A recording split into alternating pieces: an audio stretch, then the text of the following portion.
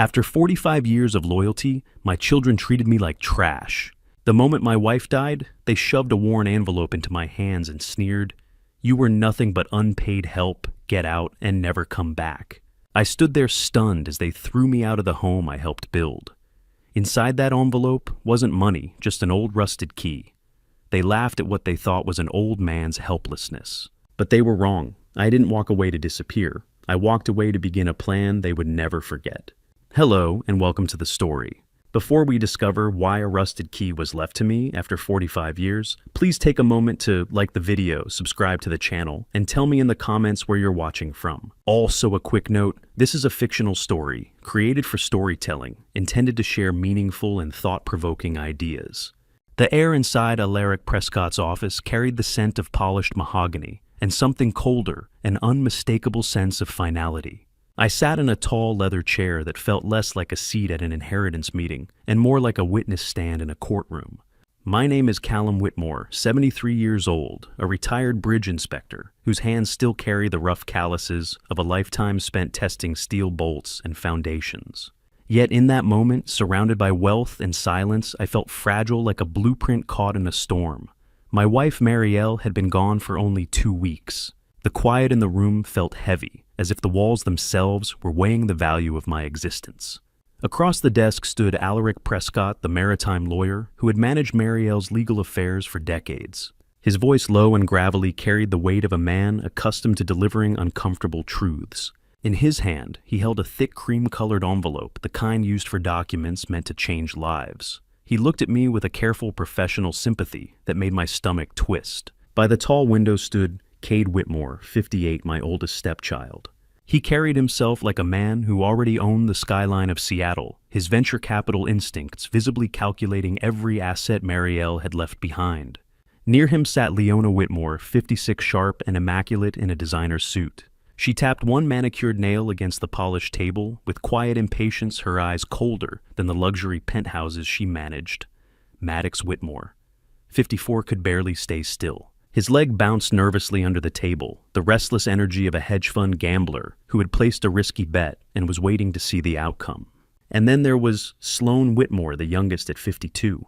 She barely looked up from her phone, occasionally checking her reflection in the screen, as if this entire meeting were an inconvenience interrupting her next resort project. Alaric cleared his throat, the sound steady and mechanical, like the slow rotation of the ceiling fan above us.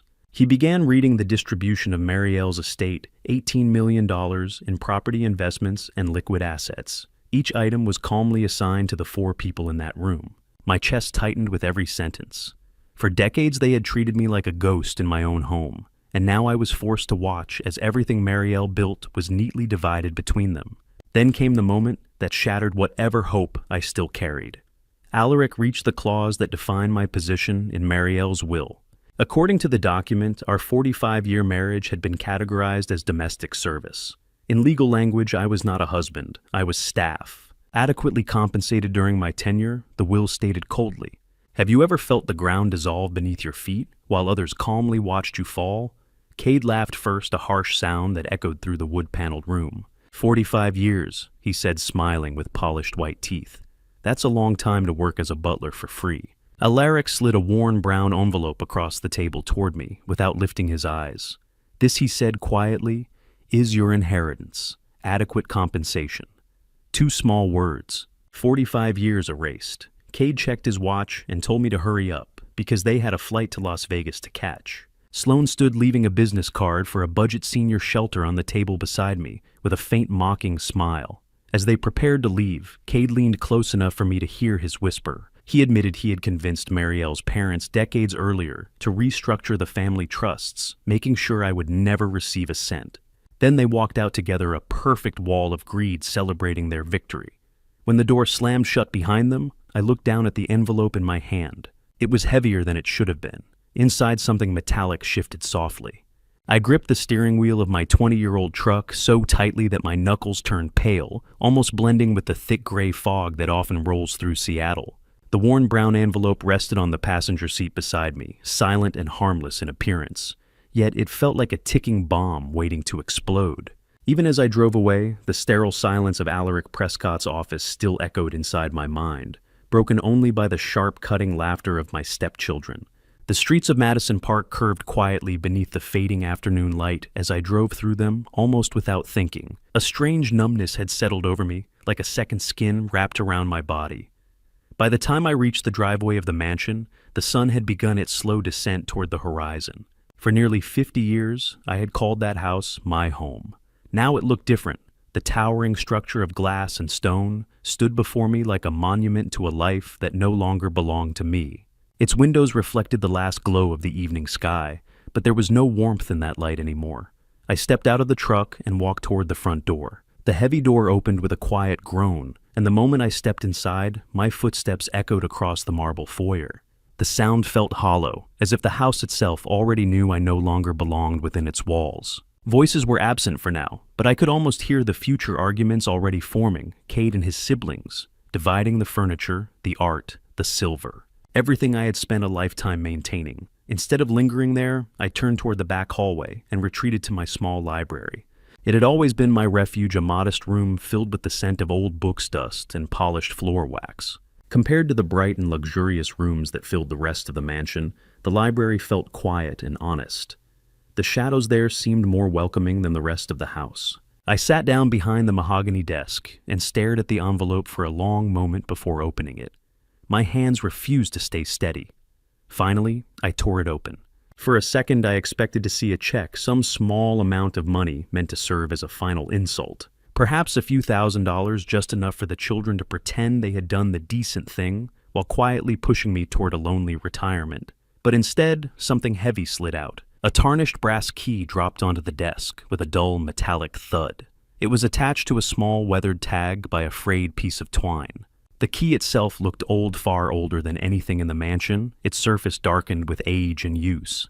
I picked it up slowly. The metal was cold and solid in my hand. Not paper, not money, not a legal dismissal, just a key. For 45 years, I had spent my career inspecting bridges, studying their foundations, measuring their stress points, making sure every bolt and beam held steady under pressure.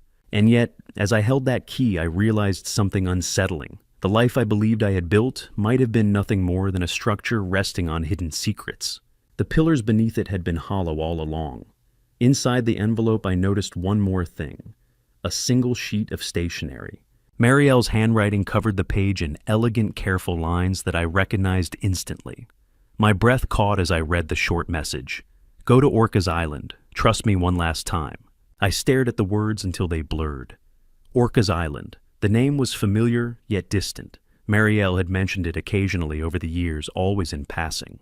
She called it the destination for her wellness retreats, quiet weekends she took every few weeks for nearly 4 decades. I had never questioned those trips, never wondered why they were always necessary, never suspected she might have been building another life somewhere far beyond the reach of the Whitmore name. A strange chill crept through me.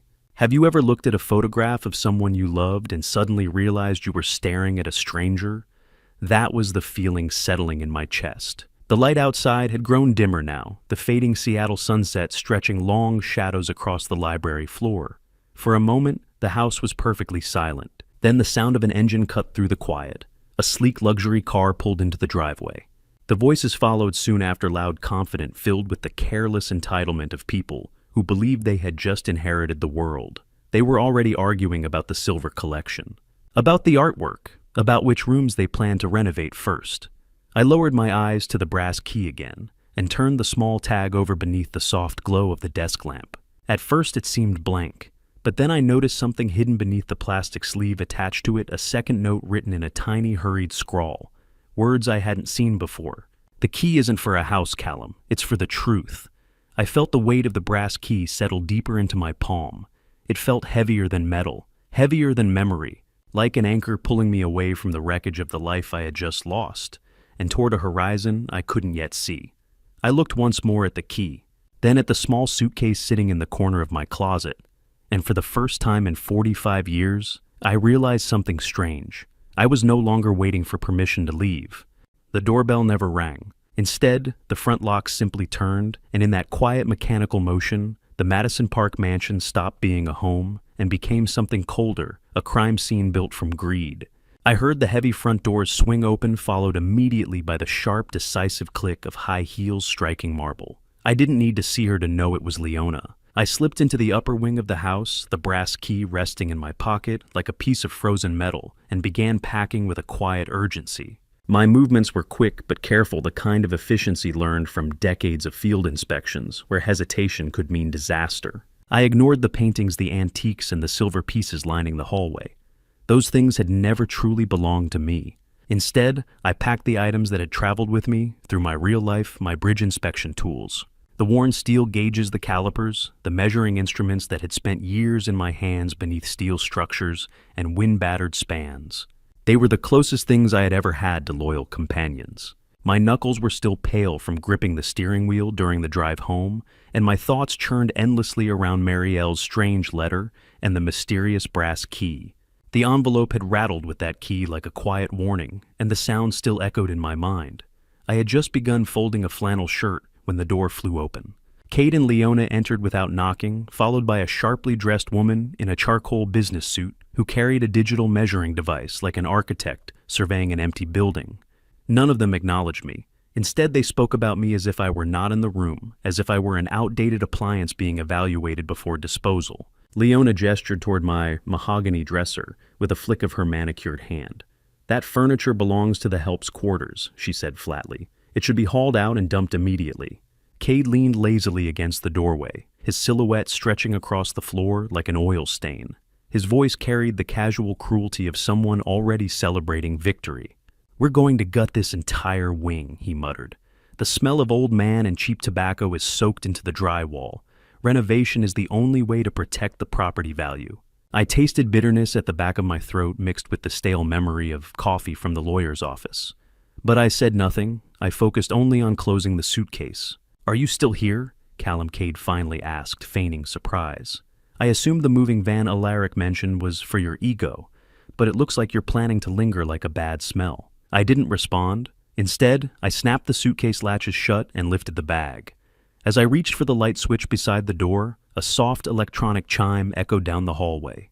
Click, the sound of a deadbolt engaging. In that moment, I understood something clearly. A locked door is the most honest sentence any Whitmore child had ever spoken to me. Cade had already changed the security codes while I was packing. Without saying a word, he had erased my access to the house before I even stepped outside.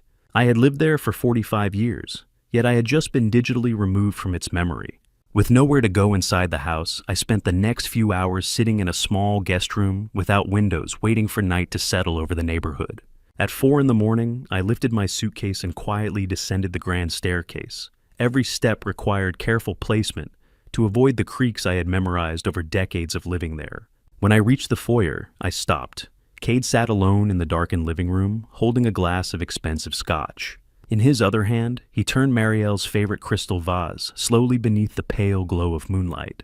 "Leaving already?" he asked without looking up. His voice sounded rough and sharp in the silence. "You didn't even say goodbye to the silverware."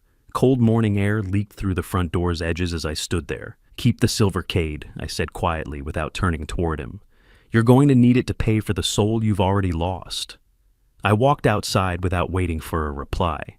My old truck started with a deep diesel rumble that shattered the quiet of the wealthy neighborhood. As I pulled away, the mansion stood behind me in the rearview mirror like a stone mausoleum, an elaborate tomb for a marriage that had truly ended the moment Marielle's heart stopped beating. I drove slowly through the iron gates for the last time. Just beyond them, beneath a flickering street lamp, a dark sedan waited. When I turned toward the coastal road, the car pulled out behind me. Its headlights reflected in my mirror like two cold eyes. That was the moment I realized something chilling. The children hadn't been satisfied with taking my past. They were determined to hunt down my future too. I pressed the accelerator all the way down, and the aging engine of my truck responded with a strained roar as I sped along the winding highway toward Anacortes. The salty air drifting inland from the sound crept through the vents thick with the scent of the sea, but it did nothing to calm the burning tension in my chest. In the rearview mirror, the same pair of headlights that had appeared outside the Madison Park gates followed me relentlessly steady and patient, like a predator pacing its prey. Cade's influence suddenly felt enormous, stretching across miles of asphalt like a long shadow that refused to break. By the time I reached the ferry terminal, the road noise still rang in my ears. I slammed the gear into park just as the ferry's steel loading ramp struck the dock with a harsh metallic crash. The sound echoed like a final punctuation mark on the life I had just abandoned on the mainland. When I stepped onto the deck, the low constant vibration of the ferry engines traveled through the soles of my boots, a dull humming reminder that the world was still moving forward, and so was I. Still, I couldn't shake the feeling of being hunted. My eyes scanned the loading area, carefully moving from car to car, until they caught a familiar shape. A black SUV sat several vehicles back, its glossy surface reflecting the harbor lights. It was the same one that had been glued to my bumper for the last 50 miles. "Not today," I muttered quietly under my breath.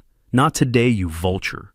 When the ferry crew began directing vehicles into their designated lanes, they signaled for the Orcas Island line. Instead of following the instruction, I casually steered my truck toward the Lopez Island holding lane instead.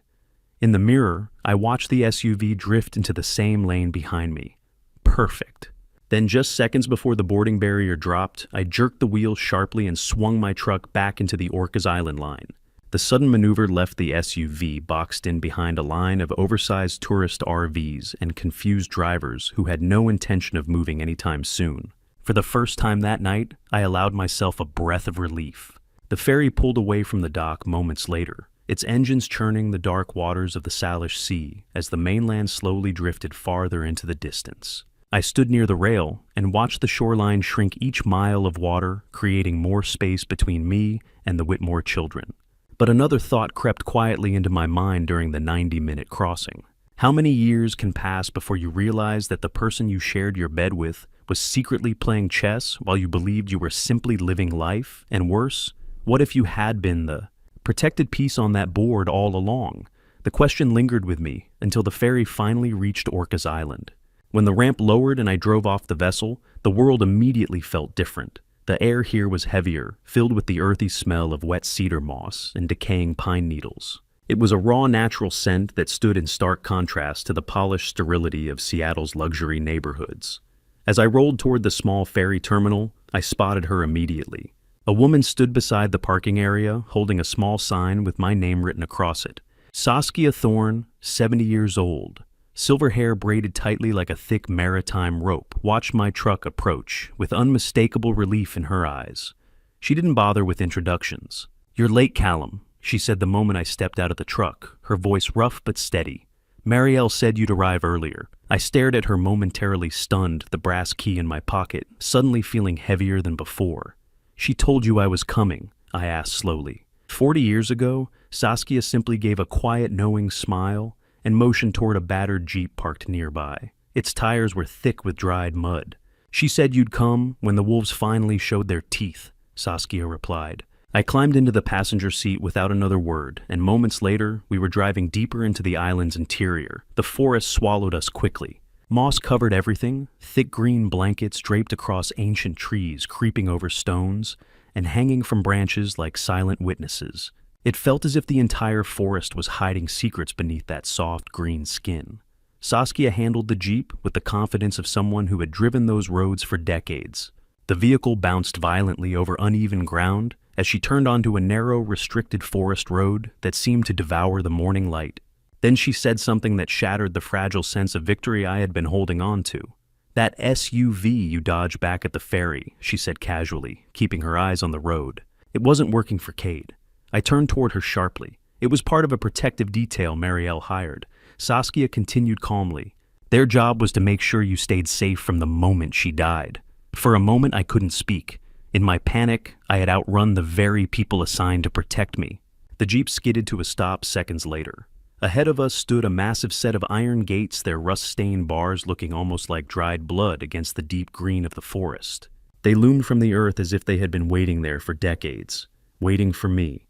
I reached for the door handle, my hand shaking as I stared at the crest forged into the iron. I reached out and touched the iron scrollwork, half expecting the gates to burn my skin for trespassing on a secret Marielle had died to keep.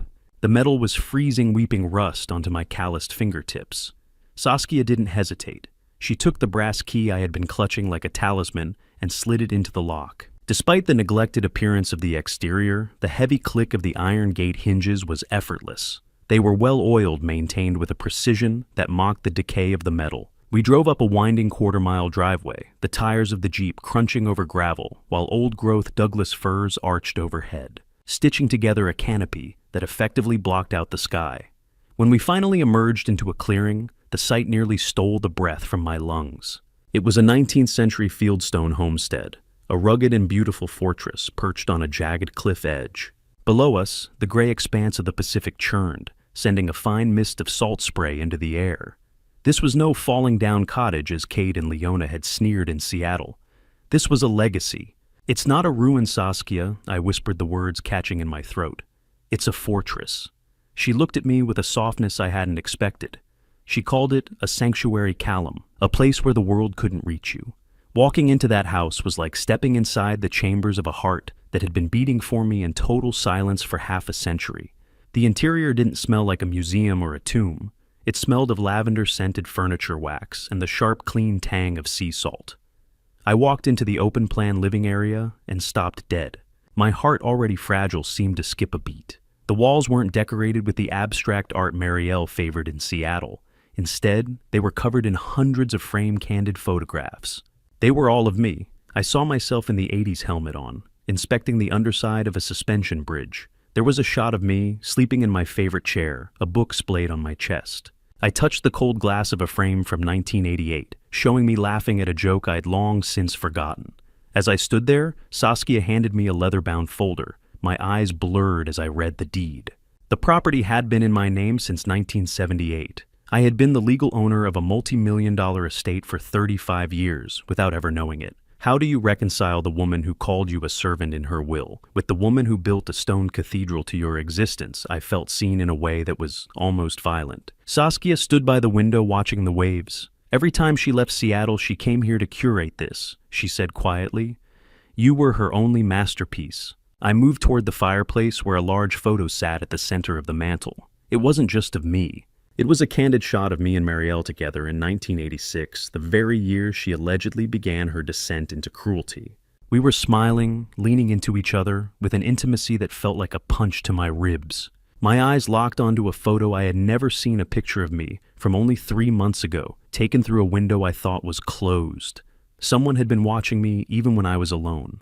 The realization that I had spent 45 years living as Marielle's shadow while she quietly designed the architecture of my survival made the air inside the living room feel thick, almost sacred. Her presence lingered everywhere. I stood in front of the newest photograph on the wall, the one taken through the study window only a few months earlier, and a cold shiver moved through me, one that had nothing to do with the damp island air. Saskia stepped closer and reached into her coat pocket. When she withdrew her hand, a second key rested in her palm. Unlike the tarnished brass key I had carried across the sea, this one was polished to a mirror shine. The metal caught the light like silver water, and when she placed it in my hand, it felt surprisingly cool. "This is the final piece, Callum," she said quietly, her voice lowering into something almost ceremonial. "Everything else is between you and the letters." I closed my fingers around the silver key, feeling the cold weight of it settle into my palm. "Did she ever talk about me when she came here?" I asked. My voice barely rose above a whisper. Saskia didn't hesitate. Every single day she replied, usually while she was writing. For a moment I said nothing. Then I turned away from the walls of photographs, the strange museum Marielle had built out of my own life, and walked slowly toward the staircase. Each wooden step gave off a soft, familiar creak beneath my weight. The sound felt grounding, like a steady rhythm guiding me upward. Downstairs had been a gallery of my visible life photographs, memories, fragments of years I thought I understood. Upstairs waited something entirely different, the hidden center of Marielle's mind. At the top of the stairs stood a heavy oak door. I stopped in front of it and lifted the silver key toward the lock. For a moment I hesitated. Some instinct told me that turning that key would end the man I believed myself to be, and perhaps create someone else entirely. My eyes drifted to the small brass plaques mounted beside the doorframe. Dates had been etched into them carefully. The records inside the room didn't begin with our wedding. They began in July 1986, the exact month I had been promoted to senior bridge inspector. For decades I had remembered that promotion with pride. It had felt like the peak of my professional life. Now standing there with the key poised in the lock, I realized something unsettling. That moment may have been the trigger for everything that followed. I inserted the key and turned it. The lock clicked softly. When the door opened, silence greeted me. Not an empty silence, but something heavier, like the quiet inside an old library where every book tells the story of a single life. Mine. 3 walls of the study were completely covered with shelves. Each shelf held identical binders and sealed envelopes, all meticulously labeled. They stood in perfect rows organized with a precision that reminded me of the sterile efficiency of a corporate laboratory. This wasn't a random collection of letters, it was an archive, a complete parallel history of our marriage. The records began in the summer of 1986 and continued without interruption all the way to March 2021, 420 letters. One for every month Marielle had spent acting distant, cold, and seemingly indifferent to the man she had married. I stood there staring at the shelves, overwhelmed by the scale of it. If a woman spends 35 years writing letters to a husband who believes she despises him, what does that make her a saint or a strategist? At the center of the study sat a large mahogany desk. On top of it rested a single envelope that stood apart from everything else. It was thick and cream-colored. Across the front, written in Marielle's familiar, precise cursive, were 3 simple words. Read this first. The room smelled faintly of old paper dust, and something else, a faint metallic scent, that seemed to drift from a nearby security server, humming quietly against the wall. My hands trembled slightly as I reached for the envelope. The heavy paper resisted my grip, as though the message inside carried real weight. I broke the red wax seal with my thumb. The brittle shell cracked with a sharp snap that echoed softly through the silent room. As the envelope opened, a scent drifted upward from the pages, a faint floral fragrance. Marielle's original wedding perfume. I hadn't smelled it in decades. For a moment, the scent felt like a ghost rising from the past. Inside the envelope were more than just sheets of paper. My fingers brushed against something solid, a small plastic micro SD card and a folded parchment map that detailed the entire estate, including the locations of hidden security sensors embedded throughout the property. This wasn't just a diary. It was a command center. I unfolded the letter slowly, the soft rustle of paper filling the stillness of the study. My heart beat loudly in my chest, matching the steady ticking of the antique clock mounted on the wall behind me. Then I read the first line. It didn't ask for forgiveness. Instead, it began with something far stranger, an apology, for the fact that I had survived. The first sentence of Marielle's letter did not ask for forgiveness. Instead, it delivered something far colder, an almost clinical apology for the fact that I was still alive. I sat motionless in the quiet study, the broken wax seal releasing the faint scent of her old wedding perfume. It mingled strangely with the dry smell of aged paper and the metallic tang of ozone from the nearby security equipment. My hands trembled slightly as I turned the first page of her confession. What I read there shifted the entire weight of my life. Marielle wrote with a kind of brutal honesty that made the room seem to tilt around me. For 35 years, she explained she had lived as if she were a stranger, inhabiting her own body. June 14th, 1986. The date was written clearly in her elegant script, was the day the woman I loved had effectively died. In her place, she wrote a protector had been born. The realization drained the air from my lungs as the logic of our broken marriage slowly assembled itself in my mind. For decades, I had believed our distance was the slow erosion of love. But Marielle described it as something entirely different. It had been strategy, a defense plan. Every cold word, every public humiliation, every moment of silence had been part of a calculated effort to keep me alive. The conspiracy against me, she revealed, had not started with the greed of her children. It had been planted much earlier by her own parents. To them, I had always been nothing more than a low-born bridge inspector who had somehow slipped into their carefully built biotech dynasty. They considered me an embarrassment to their empire, an obstacle to the future they envisioned for the Whitmore name. And so, they began whispering poison into Cade's ears. By the 3rd page, my throat tasted faintly of copper, a bitter metallic sensation that often accompanies shock. It felt as if my body itself were reacting to the realization that my life had once been the target of a carefully planned elimination. Have you ever discovered that the person you believed was destroying you was actually the one quietly holding death at bay? Marielle's letter pulled me backward through time to a rainy evening in 1986 at our Madison Park house. She described coming home late from a meeting, the scent of wet wool and cold rain clinging to her coat as she walked down the dim hallway toward the children's bedrooms. She had planned to wish Cade goodnight, But as she approached his door, she heard laughter, cruel laughter. The voices inside the room belonged not only to her children, but also to her parents. Marielle wrote that she froze in place outside the door as she listened to them speak about me, not as a husband, not even as a person, but as an inconvenience that needed to be managed. They discussed my future the way farmers discuss livestock. Their plan was chillingly simple. They would slowly convince the world that I was losing my mind, gaslight me into a diagnosis of dementia, then quietly place me in a facility called Shady Pines. The name sounded harmless, but Marielle explained the truth. Shady Pines was not a retirement home. It was a warehouse for forgotten people, a place where inconvenient family members disappeared into sterile rooms and were rarely seen again. Once I was locked away, they planned to bypass our prenuptial agreements and gain control of Marielle's $15 million in company shares. She even wrote down Cade's words from that night. His voice had still been young then, but already carried the sharp confidence of someone learning how power worked. He argued that I would be perfectly content as long as I had a window and 3 meals a day. Reading that line made my chest tighten. Marielle described gripping the cold metal railing in the hallway as she listened to the vibration of her own anger traveling through the steel. Her knuckles had turned white, but she forced herself to remain silent. The twist, however, was even darker than overhearing a family conspiracy. Marielle hadn't merely been listening. Earlier that evening, she had planted a small recording device in the room to catch evidence of a corporate leak she suspected within the company. Instead, the device recorded something far more horrifying. It captured her own family planning my social execution.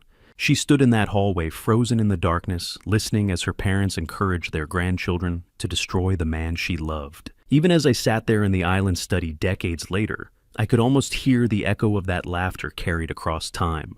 The handwriting in the letter grew more jagged as Marielle described that moment. Several lines were blurred where tears had fallen onto the paper 35 years ago. That was the moment she made her decision. If she wanted to save my life, she would have to destroy our marriage. The only way to stop them from killing me quietly was to convince them that I no longer mattered to her. She would become the villain, a cold, cruel woman who treated her husband like hired help. It was the role she began playing that very night, and she would continue that performance until the day she died. The letter shifted from the past to the plan detailing the birth of the woman I spent 35 years fearing. To save the man I loved, the paper read in Marielle's unwavering cursive, I had to make sure the world believed I didn't love him at all. I sat in the absolute silence of the study, the scratchy texture of the heavy stationery beneath my fingers. Marielle explained that the servant language in the will wasn't the final insult I'd felt in Alaric's office. It was a surgical legal maneuver. By classifying me as domestic staff, she had ensured the children could never claim I had used undue influence as a spouse to manipulate her estate. It was a shield, not a slight. She detailed how she began the systematic dismantling of our public partnership, starting in July 1986. She stopped including me in corporate galas, instructed the household staff to treat me as a guest rather than a master, and began the performance of the cold matriarch. She wrote that if the children thought I was her partner, they would destroy me to get to her. I made you a ghost, so they would stop trying to make you a corpse, she confessed. I stared at the row of identical binders on the wall, the fading light reflecting off their spines. Every time she had missed a birthday or forced me to eat in the kitchen, I had felt a piece of my soul wither. But the letter claimed that every harsh word spoken in front of Cade or Leona was a calculated lie. Every cold glance was a prayer for my safety. She would come here to Orcas Island later that same month during those wellness retreats I never questioned, to write me a letter of apology I was never meant to see until I was safe. Could you live with a person for 40 years, feeling their coldness every day if you knew that coldness was the only thing keeping the sun from burning you alive? Apology. After apology. After apology. Organized by year. A ledger of a broken heart. I realized then that while I was mourning the death of our marriage, she was in this very room mourning the woman she had to become. She wrote that she hated that cold version of herself more than I ever could. She had been my architect, while I was merely her shadow. The smell of the old mahogany desk seemed to ground me as I turned another page. Marielle revealed a final layer to this foundation of secrets. She had secretly deeded this Orcas property to me, back in 1978 as a wedding gift. It predated the children's inheritance claims and the family trust's bylaws by years, making the sanctuary legally untouchable and entirely mine. The property wasn't part of her estate. It was an island I had owned in total ignorance while I lived as a ghost in Madison Park. I heard the paper rustle in the silence, a sound like a long-held breath finally being released. The binders on the walls weren't just records. They were the bricks of a fortress she had spent her life building for me. Every year, every month, every day of her supposed hatred was a payment into a trust of protection. I looked at the spines of the binders, realizing that for 35 years, while I thought I was losing my wife, she was actually building me a kingdom. She had traded her own peace to ensure that one day I would have mine. I turned to the next section of Marielle's letter, and immediately the tone changed. The sorrowful voice of a wife faded, replaced by something colder and sharper, the calculated clarity of a seasoned executive. The handwriting itself seemed different, the sentences tighter and more precise, outlining a financial structure that had been quietly operating beneath my life for decades without my knowledge. Marielle revealed the existence of what she called an invisible fortress. It was a private trust worth $1,200,000 managed by a discreet third-party firm located right here on Orcas Island. This wasn't a sudden gift prepared at the end of her life. The account had been growing slowly for years. Since 1978, Marielle had been quietly diverting portions of her personal performance bonuses into that fund long before her children had even become adults. The system had been designed with meticulous precision. The trust automatically paid the property taxes on this island estate, covered every utility expense, and provided a stable monthly stipend that would last for the next 50 years.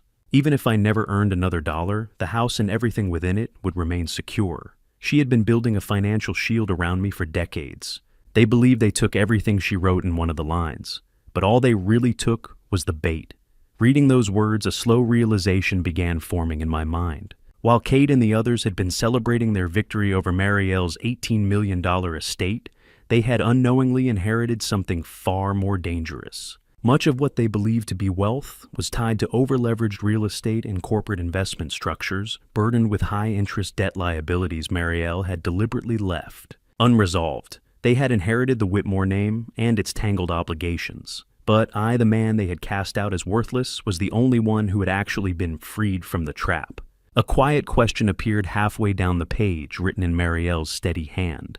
"Do you remember the moment you stopped being a father and became a threat?" She answered it herself. It was the day I inherited my first $10 million. Inside the envelope with the letter, she had included a printed copy of the bank statement from that year. The numbers glowed coldly on the page when I held it up to the study lamp. It confirmed everything she had written, but the document meant far less to me than the memories that followed. Marielle's writing softened again, as she drifted backward into the late 1970s, the years she called our honeymoon era. As I read, I could almost smell the mixture of motor oil and warm pavement from a Seattle summer afternoon in 1976. I had been 28 then, a young bridge inspector who spent most of his days climbing steel beams and crawling through structural joints. Marielle, meanwhile, was already rising quickly within her parents' biotech company. We were building our lives together. For a moment, the silent study around me seemed to fill with ghosts of those early years. I remembered standing in the driveway beside a small bicycle teaching a young Cade how to fix a slipped chain. "Hold the wrench steady," I had told him patiently. "Integrity begins with the smallest parts." Another memory followed close behind it.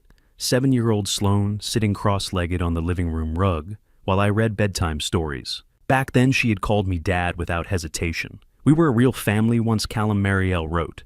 I had to bury those memories so the predators wouldn't smell my weakness. The line struck me with unexpected force. She compared memory to a bridge with rusted floorboards, something beautiful but dangerous to cross. "Step too carelessly," she warned, "and you could fall straight back into the pain." A single tear slipped down my cheek as I continued reading her apology for the decades of silence she had forced between us. This island sanctuary, she explained, had never been built as an escape from me.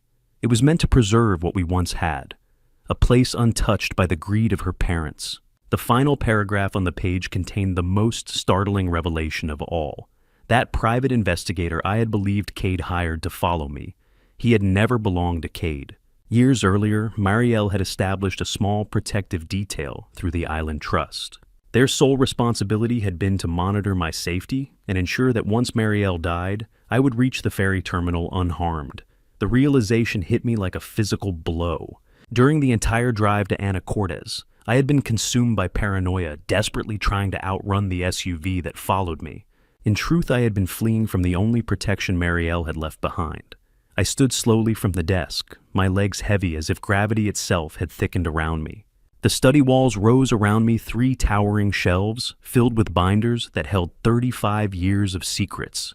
My eyes moved across the labels until they stopped on the very first one. July 1986. I reached out and touched the spine of the binder. The rough surface felt strangely alive beneath my fingers, as if I were brushing against the skin of a truth that had waited 35 years to finally scream. The first binder felt heavier than Marielle's 20-page confession, its thick pages softened and yellowed by years of damp island air. I opened it slowly, the faint crackle of aging paper filling the silent study. For a moment, I skimmed past the early years' records of cruel remarks, small manipulations, petty acts of theft that once felt like random cruelty. But instinct guided my hands toward a darker chapter. The binder marked 2010. That was the year the accidents stopped looking like accidents. I slid the March section from the shelf, my skin prickling with unease as I searched through the labeled folders. When I reached March 12th, a chill crawled up my spine. I remembered that day far too clearly. The memory struck me like a physical blow. That morning had begun quietly in the Madison Park mansion. I had woken early, my mind already focused on a complicated bridge blueprint that needed to be finalized before the end of the week. I walked down the hallway toward the grand oak staircase, thinking about steel load distribution and cable tension. Then everything changed in a single second. My foot hit the 3rd step, and suddenly there was no grip beneath it. I slid. The world spun violently as I tumbled down the staircase. 12 steps blurred together in a chaotic rush of wood and gravity. When my body finally slammed against the oak floor of the foyer, the impact knocked the breath from my lungs. Pain exploded through my arm and chest. The result was catastrophic. A shattered wrist, 3 broken ribs. Every breath afterward felt like inhaling shards of glass. At the time, I remembered Marielle appearing calmly at the top of the staircase. She had looked down at me while the paramedics lifted my body onto a stretcher. Her face had been cold, unreadable. "You are getting old, Callum," she had said evenly. "Clumsiness is a luxury we cannot afford in this house." I had whispered back weakly that I hadn't tripped. I had slid. But she had already turned away. At least that was what I had believed for years. Now standing in the sanctuary study decades later, Marielle's records revealed a far darker structure behind that moment. Inside the March folder, I discovered a tiny SD card carefully taped to the inner cover. My fingers trembled slightly as I inserted it into the laptop resting on the desk. The machine responded with a quiet mechanical click. Seconds later, the screen flickered. A grainy blue night vision recording appeared. The camera was pointed directly at the staircase in our Madison Park home. My blood ran cold. The timestamp showed the early hours of the morning, long before I had woken that day. Then a figure stepped into the frame. Maddox. He was dressed entirely in black, his hands covered in leather gloves. With slow, deliberate movements, he crouched on the staircase and applied a thick layer of lubricant across the 3rd, 4th, and 5th steps. Not cooking oil, not anything harmless. The label in Marielle's folder identified it clearly. Industrial-grade lubricant, colorless, odorless, deadly. On the video, Maddox worked with careful precision, spreading the slick substance until the wood gleamed faintly under the night vision glow.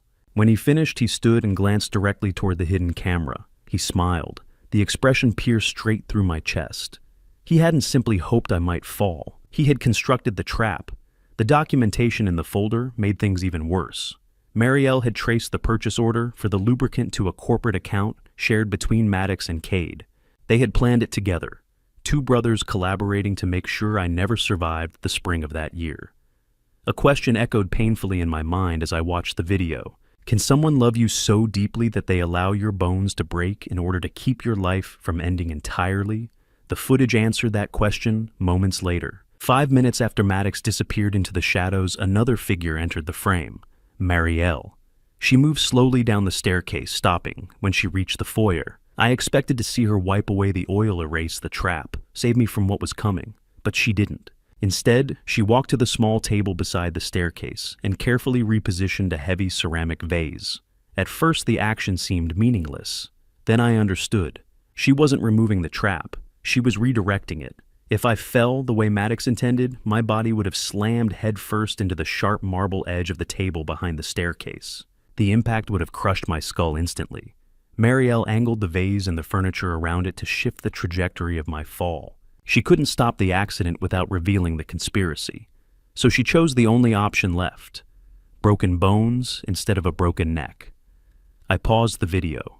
The screen froze on Marielle's face as she stared at the lubricated steps. For years I had remembered that expression as cold indifference. Now I saw something else. Agony. Silent, unbearable agony. A sickness rose in my stomach as if I could smell the industrial lubricant through the screen itself, its metallic sharpness cutting through the present like a ghost from the past. My children had tried to kill me, and my wife had stood nearby, watching my body break because it was the only way she could keep me alive. The next folder was thicker, its label written in a red ink that felt like a warning. I pulled a grainy high-contrast photo from the August 2011 folder, a jagged severed brake line that looked less like a mechanical failure and more like a surgical strike. The sharp metallic scent of the oil in the photograph seemed to trigger a phantom memory of burnt rubber and hot asphalt. I was transported back to that terrifying afternoon in Seattle. I remembered the exact moment the brake pedal of my vintage truck hit the floorboard without a hint of resistance.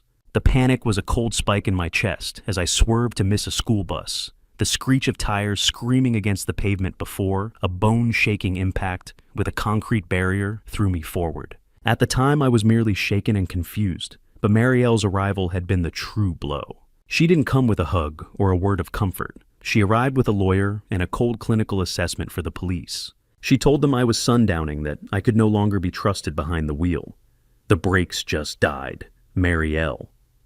I had pleaded, my hands still trembling from the crash. She had looked right through me. "No, Callum, your reaction time died.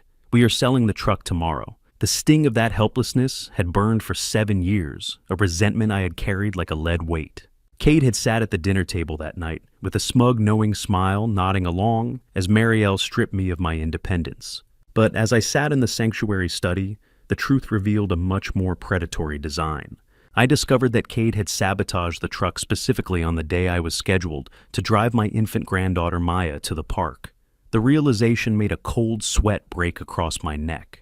My own son was willing to sacrifice his niece just to ensure my accident looked like a senior's mistake. Crushed, the truck, my pride, all to hide a pair of wire snips. I looked at an invoice Marielle had hidden away from a private mechanic she'd hired to inspect the wreckage before the insurance companies could touch it. The report was blunt. The lines were cut with heavy-duty wire snips. A secondary report contained a receipt for a disposal fee.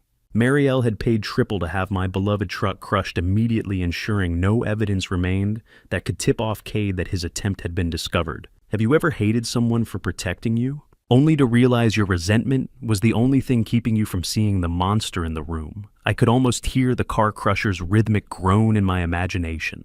My anger at her control had been the very cloak she used to keep me from realizing I was a target in my own home. I realized the truck sale wasn't an act of dominance. It was a desperate act of preservation.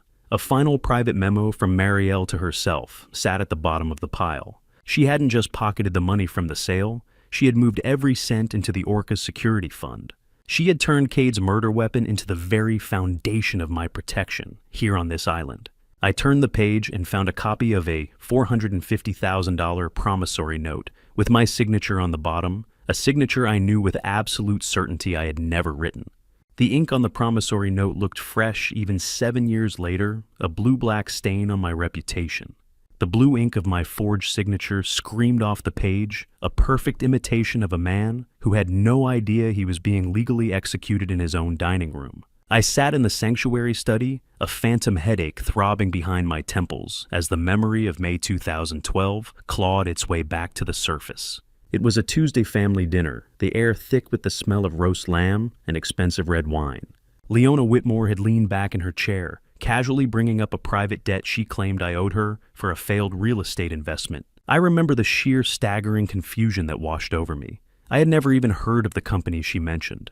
I produced a stammered denial, but Leona was ready. She produced this very note in front of everyone, passing it around like a trophy, while the grandchildren watched in wide-eyed silence.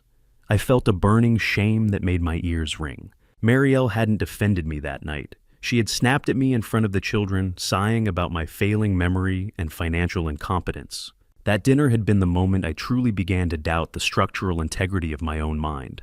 Ash. The note was mostly ash. a half-burned lie Marielle kept as a trophy of my survival.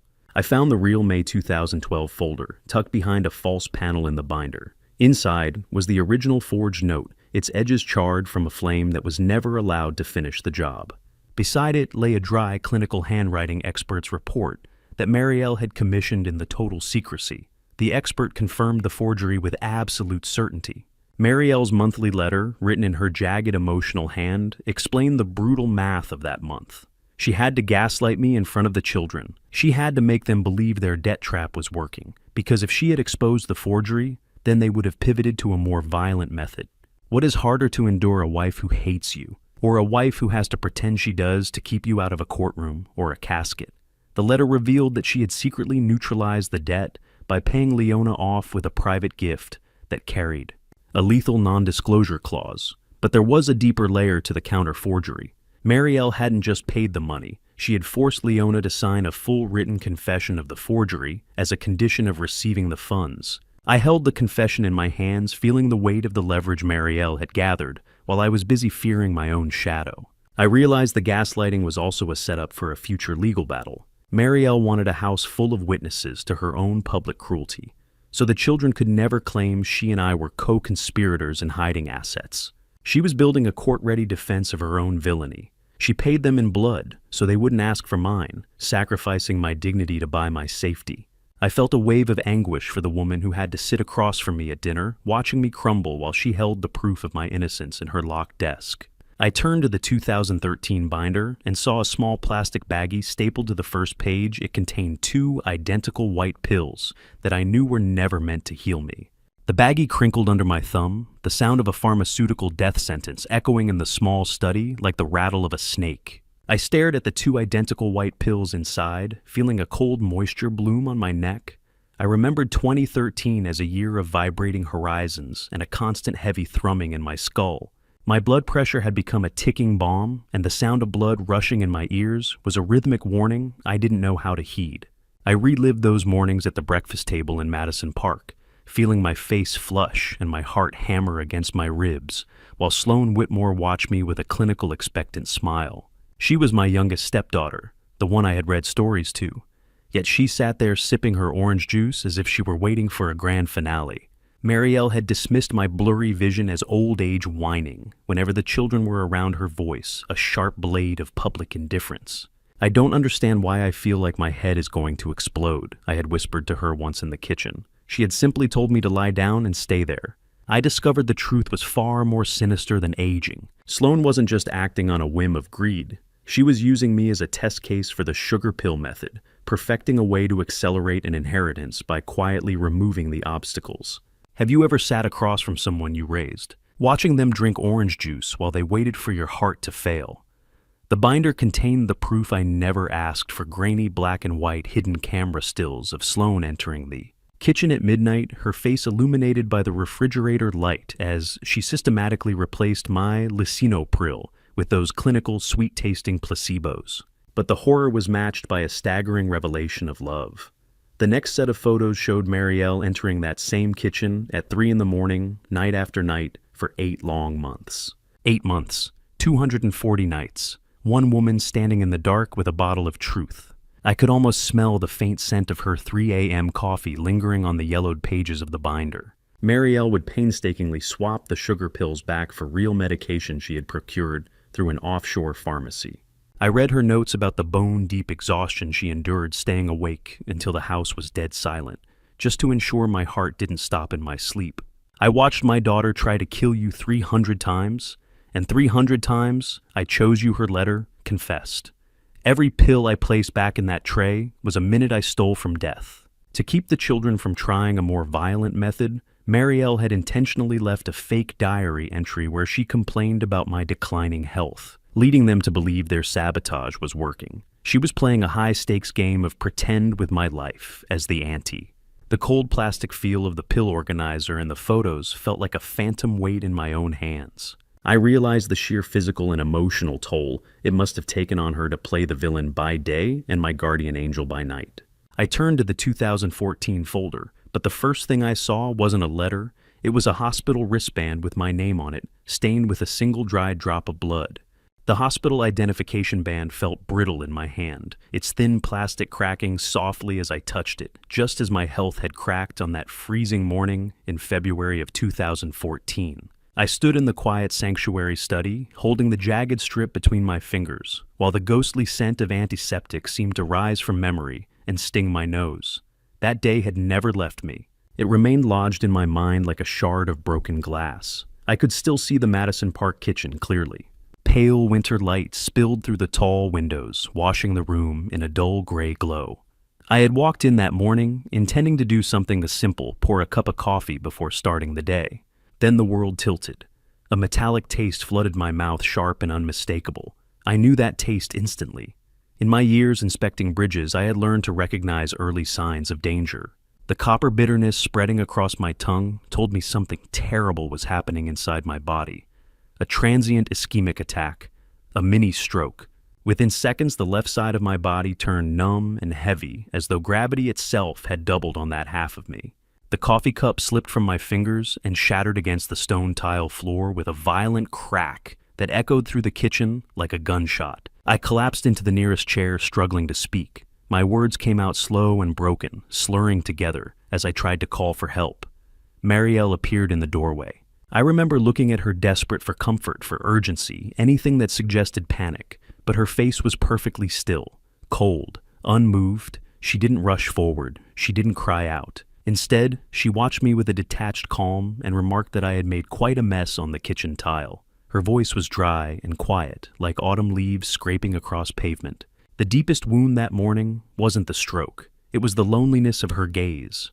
Moments later, Cade stepped into the room behind her. I believed then that he was calling emergency services, that he had grabbed his phone to dial 911. But the documents in Marielle's folder told a different story. Cade had deliberately delayed the call. 3 minutes. He pretended to be discussing a work emergency while I lay there struggling for air. Those extra seconds weren't hesitation. They were calculation. He wanted time itself to finish the job. Now, reading Marielle's February 2014 letter in the sanctuary study, my fingers traced the faint smudges on the page where her tears had once blurred the ink. She wrote that morning nearly broke her resolve. Every instinct had urged her to run to me, to hold me, to abandon the cruel role she had been playing for decades. But then she saw Cade standing partly hidden in the dining room. He wasn't holding a phone. He was holding a stopwatch. A stopwatch. My son had been timing my stroke as if it were a race on a track field. He wasn't hoping the paramedics would arrive in time to save me. He was measuring how long my body could endure the delay. Marielle confessed that the stroke itself happened because she had missed something important the night before. For years, she had secretly monitored my medication, checking every bottle to make sure the pills hadn't been tampered with. But that evening, she had fallen into a deep, exhausted sleep. Her own illness had begun to take hold. Stage 4 cancer. The fever and weakness from the disease had prevented her from catching a single pill swap. That was the day I stopped being their mother and became their judge, she wrote. The line struck me with quiet devastation. How does a woman grieve children who are still alive? Children who sit at her dinner table while knowing she may one day have to destroy them to save her husband. Her letter read like a eulogy, written for the living. In that moment, Marielle realized something terrible. Her children were no longer redeemable. They had become people who viewed their father's death as a timed event.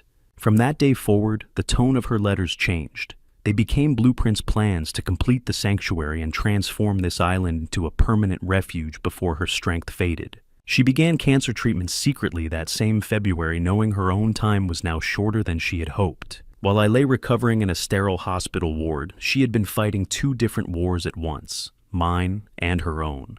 I turned to the folder labeled October 2017, expecting more of her protective writings. Instead, I found a legal summons, thick, cold, a weapon made of paper and ink. The children hadn't even waited for Marielle to die before making their next move. They had already begun trying to bury me in court. The legal summons was thick, a weapon of paper and ink designed to strip me of my name and my freedom while Marielle was still fighting for her last breaths. I turned the dry, papery sheets with a hand that shook from a mix of indignation and a lingering bitter taste in the back of my throat. It was October 2017. I remembered the Madison Park mansion feeling like a siege camp. My 4 stepchildren, Cade, Leona, Maddox, and Sloan, had presented a unified front filing to have me declared legally incompetent.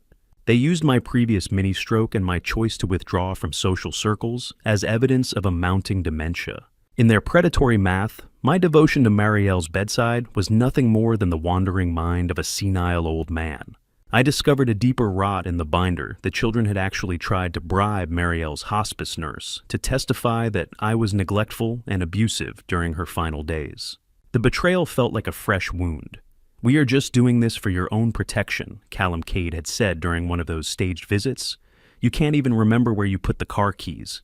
I had looked him in the eye, my voice as steely as the bridges I used to inspect, and told him that I hadn't lost the keys, but that his mother had sold the truck. Have you ever seen a dying woman summon the strength of a hurricane just to sign a piece of paper that would save your soul? The binder contained a transcript of a secret deposition Marielle gave from her hospital bed just 3 weeks before she died. In the quiet sanctuary study, I could almost smell the sharp clinical tang of hospital-grade disinfectant as I read her words. She was gaunt, her body failing, but her mind was the sharpest blade in the room.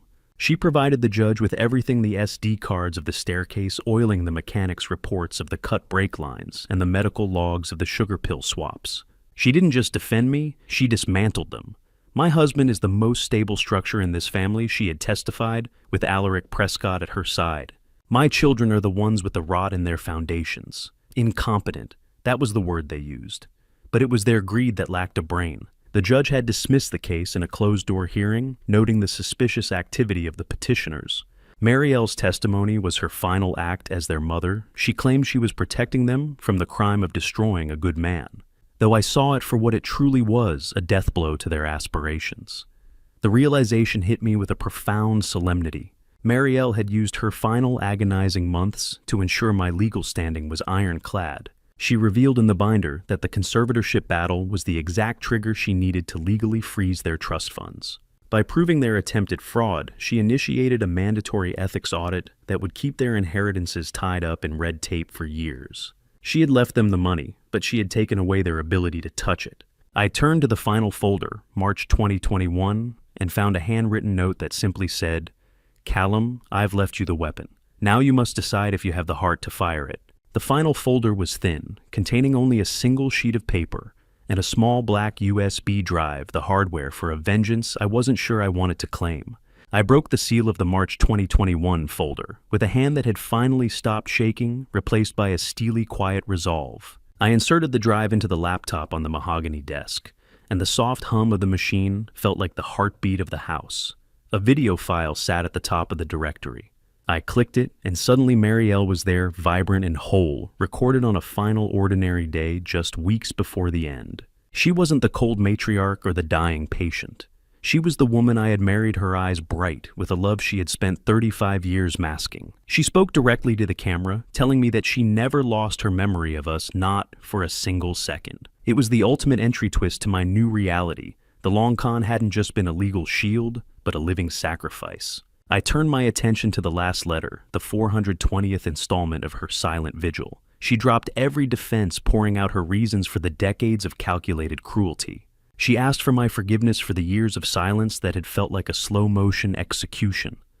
The USB drive, she explained, was the master key. It held the access codes to the children's frozen trusts and the compiled evidence of their crimes, the staircase sabotage, the brake lines, the pill swaps. "Be free, Callum." Her steady signature seemed to pulse on the page. "I've built the walls, but you are the one who decides who gets to walk through the gate. I loved you in every silence, in every cold glance, and in every letter I hid from the world. The 420 letters were the bricks of a fortress I hadn't known I lived in until the roof was finished. I sat on the hard oak floor, leaning my back against the mahogany desk, as the warm golden light of the island dawn began to creep across the room. The smell of old paper mixed with the fresh, salt-tinged sea air, blowing in through the cracked window. Free. Not from the house, not from the children. Free from the lie. 35 years of believing I was a burden, a butler, a mistake, all of it dissolved into a profound, bone-deep peace. I wasn't a victim of a cruel wife. I was the protected treasure of a brilliant one. "You didn't leave me, Marielle," I whispered into the morning light. "You just went ahead to finish the bridge." I realized that by giving me the master key, she had performed one final power reversal. I was now the sole trustee of the children's lives.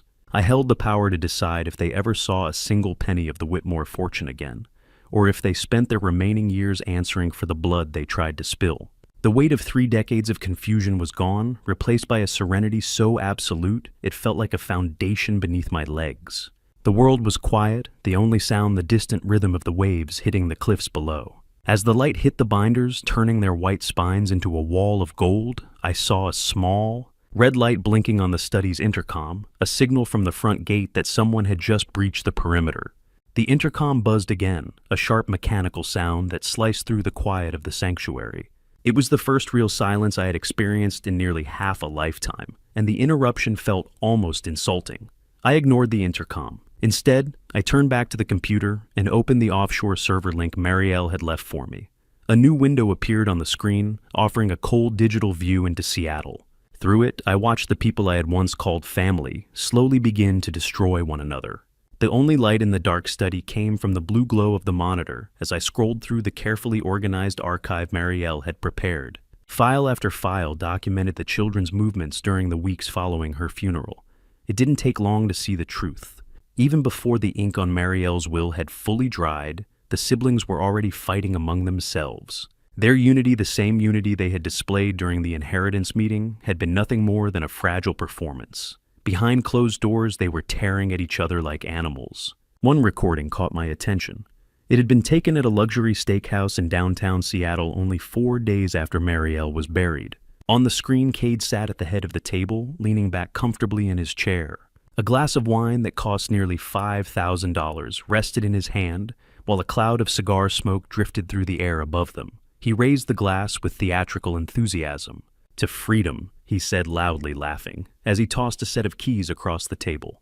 The keys belonged to a Lamborghini he had just purchased on Sierra credit $500,000 spent before the inheritance had even been finalized. Maddox leaned forward with a sneer. "I hope the old man enjoys canned soup on that island dump," he said, drawing laughter from the table.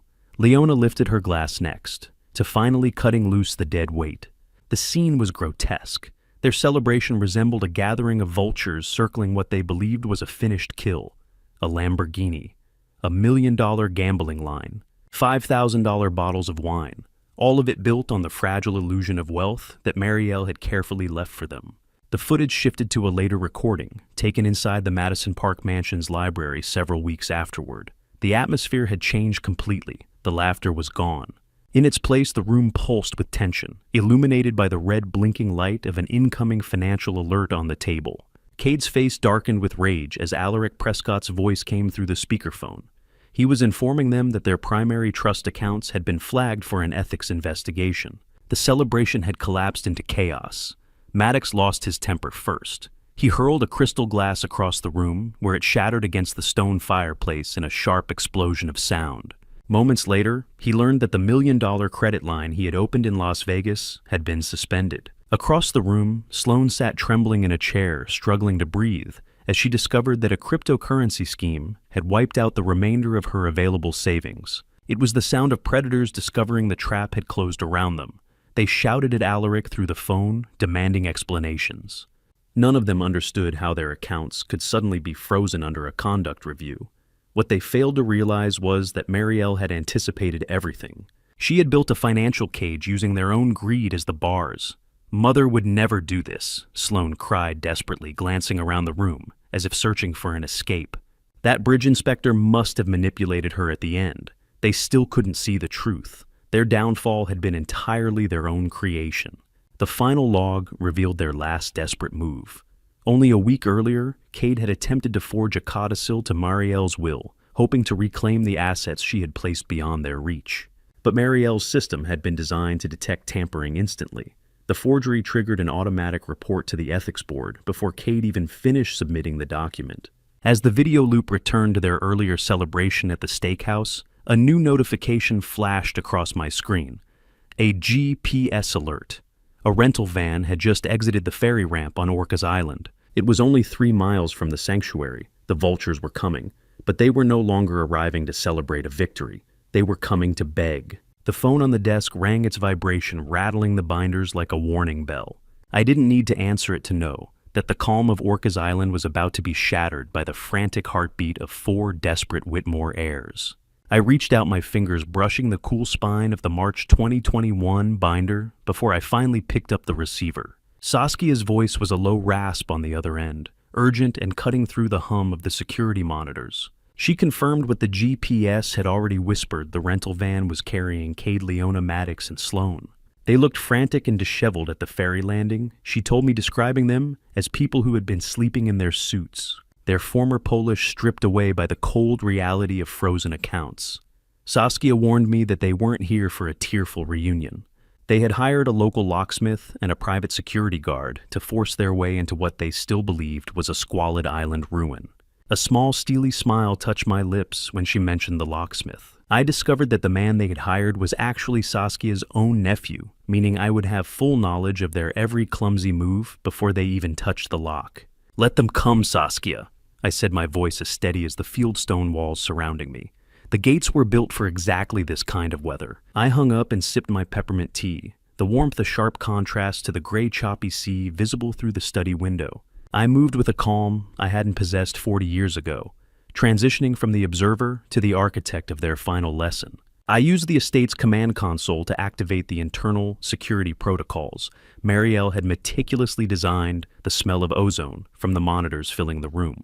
I didn't prepare a weapon, I prepared the truth. I gathered the insurance folders, the physical evidence of the oiled stairs, the severed brake lines, and the swapped pills, and carried them downstairs.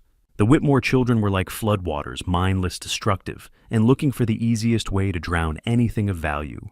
I placed the folders meticulously on the dining room table, the cold, smooth feel of the cardstock, a reminder of the weight they carried. I arranged the chairs so that I would be framed by the massive stone fireplace, assuming the role of the Judge Marielle always knew I could be. It was time to show them what adequate compensation really looks like. 45 years of bridge inspection had taught me one thing: you can't hide a structural failure forever. Disheveled, desperate, debt-ridden. The 3Ds of a Whitmore downfall were about to collide with the one thing they couldn't buy or bully my memory. As I sat there, the vibration of the heavy stone walls signaled the van's approach. I checked the forest surveillance feed one last time. Cade was leading the pack, clutching a heavy document tube against his chest. I realized then that they weren't just here to squat in a house. They had forged a new deed to the property, a final desperate paper shield against their own ruin.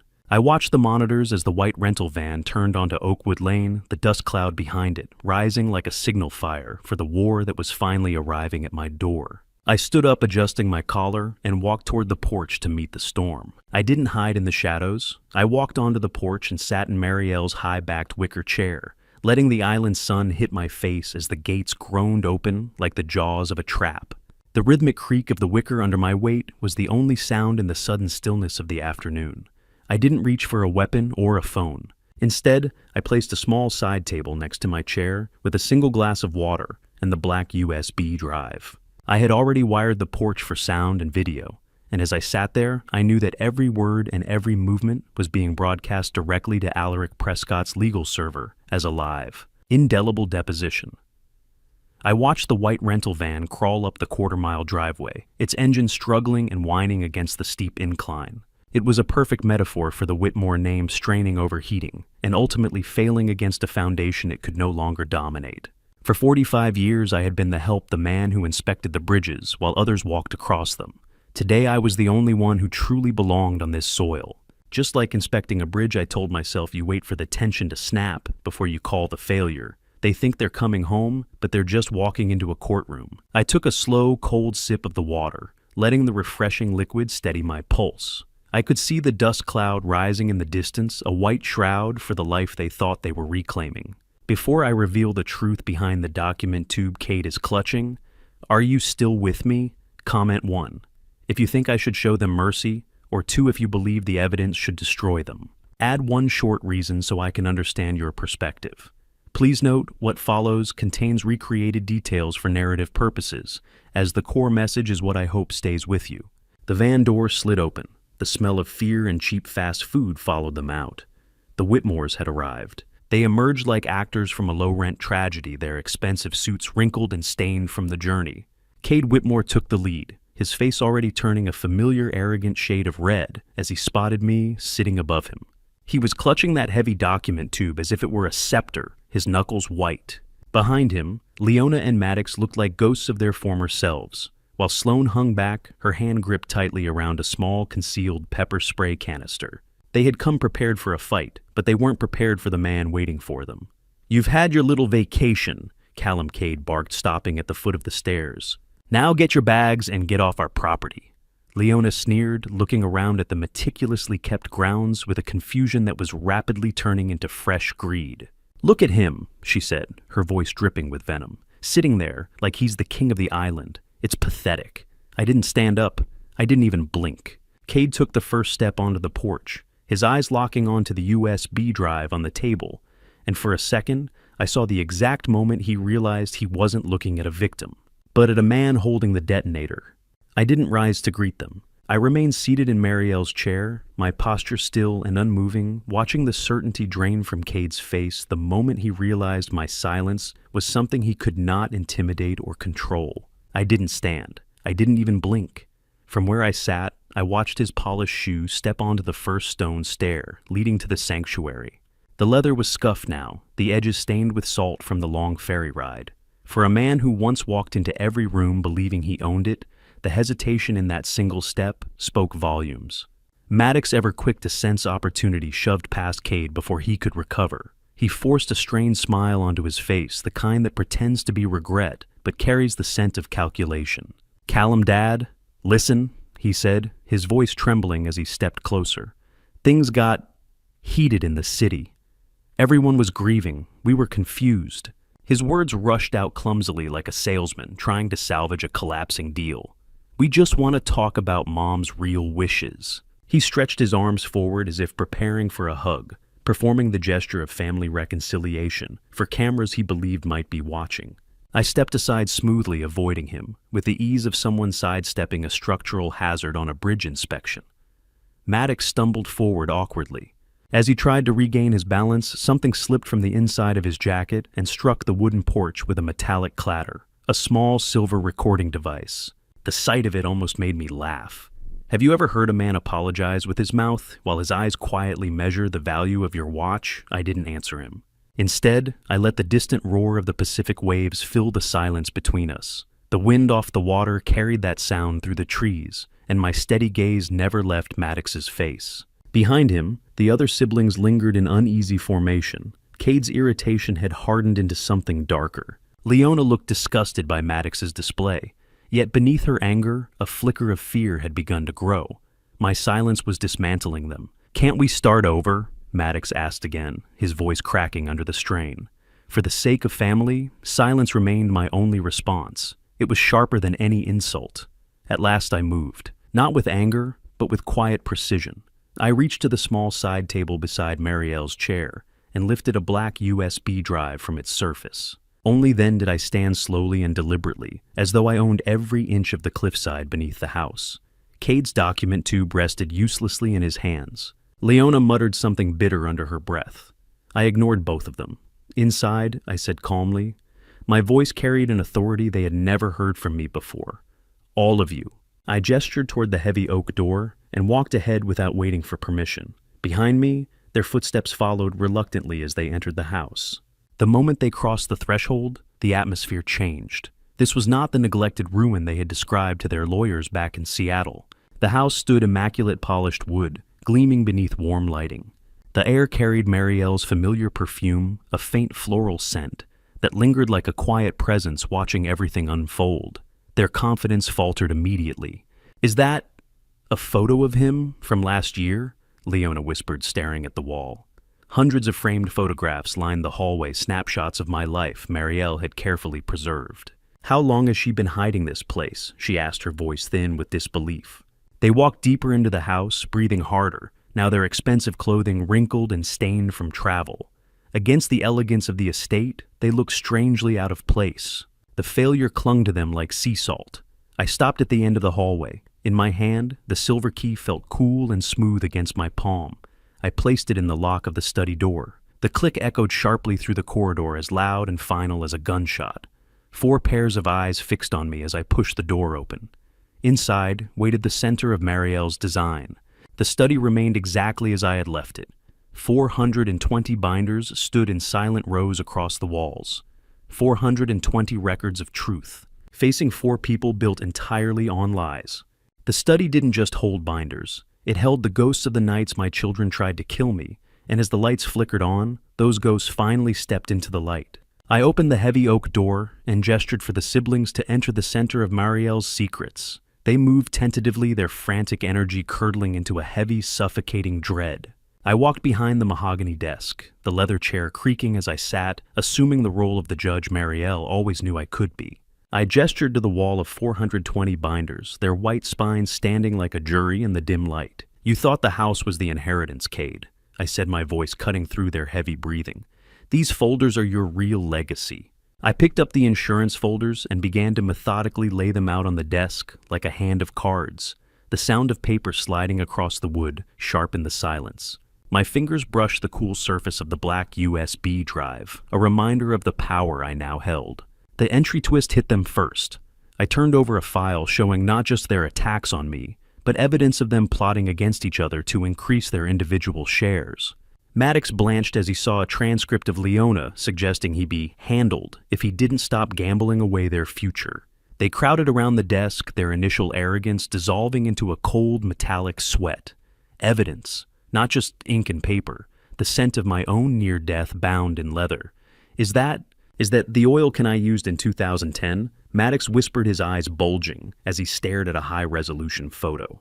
How did she find it? I didn't answer him. Instead, I activated the wall monitor, the blue light reflecting off their pale, terrified faces. I played the clip of Maddox applying the lubricant to the stairs, followed by the mechanic's report on the cut brake lines and the lab results of Sloane's sugar pill swap. Look at their faces. Can you see it? That's the look of 4 people realizing they've spent 30 years hunting a man who was already holding the keys to their prison cells. Each act, attempted murder, elder abuse forgery, carried a weight that would bury them. I explained that Marielle had already filed these with a maritime legal server. It would automatically release the evidence to the district attorney if I didn't enter a safety code every 48 hours. "You didn't just want the money, Sloane," I said, looking at her as she trembled. "You wanted to watch me stop breathing." I turned to Cade, who was still clutching his document tube. I informed him that the property he tried to claim was classified as a conservation sanctuary. It could never be sold for development, rendering his forged deed a worthless scrap of paper, even if he succeeded in removing me. Marielle wasn't just a CEO, I told them, my voice cold and absolute. She was a bridge inspector just like me. She found every crack in your souls. The siblings stood in paralyzed silence, the reality of their exposure sinking in like stones in a lake. I closed the last folder and looked at Cade, whose face had gone from the red of rage to the gray of a man who had just seen his own executioner smile. The silence in the study was no longer a peace. It was a gallows. "Do you know what the structural load of a lie is?" I asked, my voice cutting through the sound of Cade's heavy, panicked breathing. I leaned back in Marielle's chair, watching as the 4 of them stood huddled together like cattle in a storm. On the wall monitor, a digital progress bar pulsed blue, a live upload of the USB drive to Alaric's offshore legal server. "The state of Washington calls what you did first-degree murder attempt," I said with a calmness that seemed to terrify them more than a scream. "I call it a failure of character."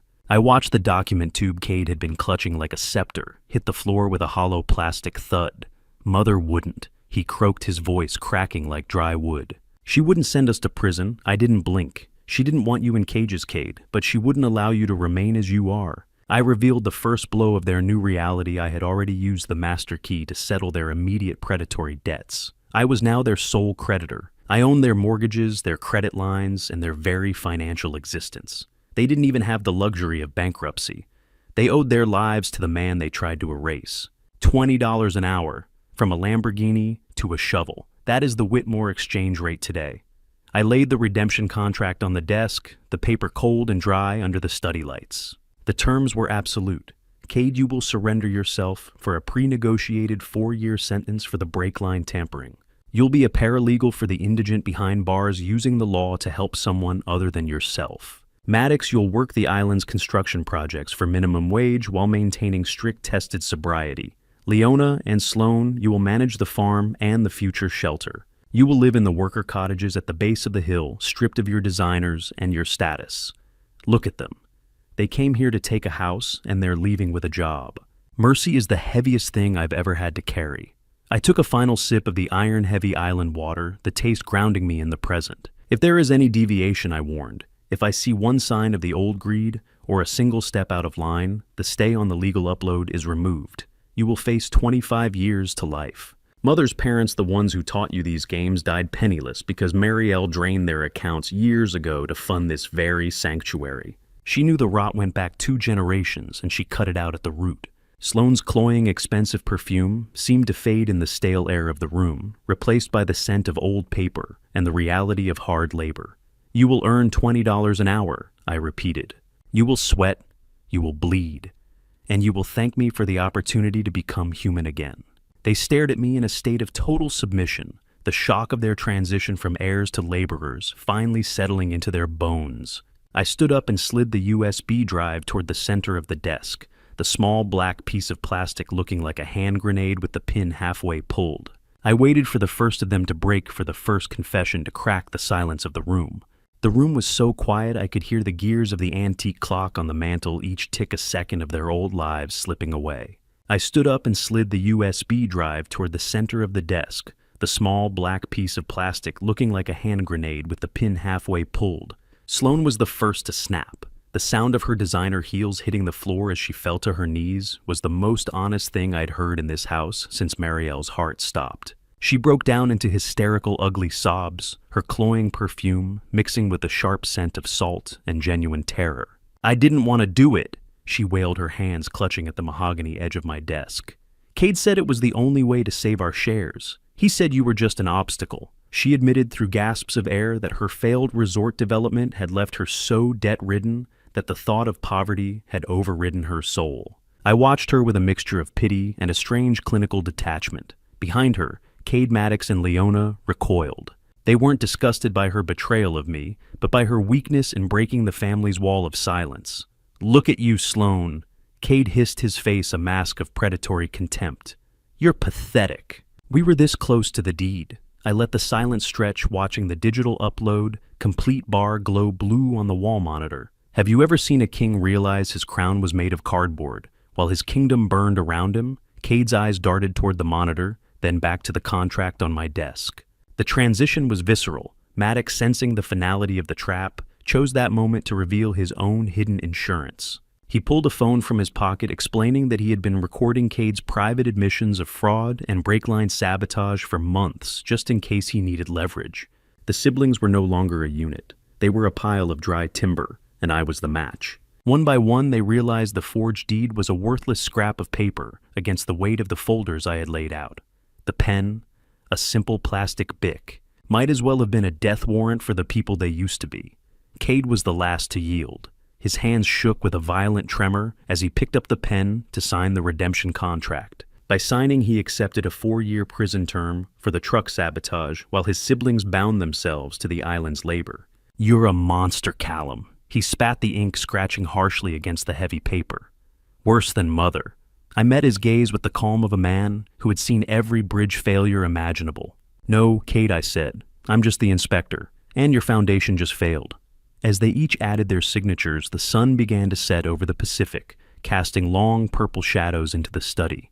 The hierarchy had been permanently inverted. I informed them that their phone signals had been jammed since they crossed the gate of final security layer Marielle had insisted upon.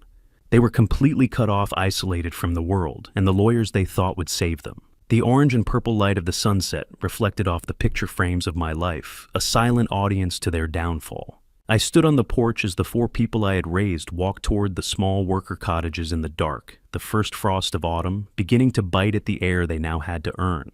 Winter on Orcas Island doesn't just bite the skin, it gnaws at the ego, stripping away the designer labels until all that's left is the raw, shivering truth of survival. The first morning in the cottages was silent, save for the sound of a wood-burning stove and the realization that their old lives were gone. I watched from the main house as the frost of November turned the emerald forest into a skeletal silver graveyard. My stepchildren emerged from their dwellings not in Italian wool or silk, but in the generic heavy-duty canvas and denim I had purchased from the island's local hardware shop. I had already made a trip to the mainland to donate their confiscated wardrobes to a local thrift store, ensuring that the only remnants of their corporate royalty were the blisters beginning to form on their soft palms. Maddox and Leona were assigned to the construction site under the watchful eye of Saskia's lead foreman. Maddox, a man who once managed hedge funds with the flick of a finger, was now tasked with clearing rocky debris for the new shelter's foundation in the freezing mud. I could see the steam rising from his breath as he struggled with a rusted wheelbarrow. "My hands are bleeding! Callum!" he shouted across the yard when he saw me. "This is inhumane!" I didn't move from my post. Pain is just your body's way of remembering it's alive, Maddox. Keep digging. The work log was the only thing standing between him and a felony indictment, and we both knew it. $20 an hour. Maddox used to lose that much in the time it took him to sneeze. Now he was earning it through the honest friction of stone against steel. Down at the farm, Leona was winterizing the greenhouses, hauling heavy bags of compost through a wind that carried the scent of damp earth and wood smoke.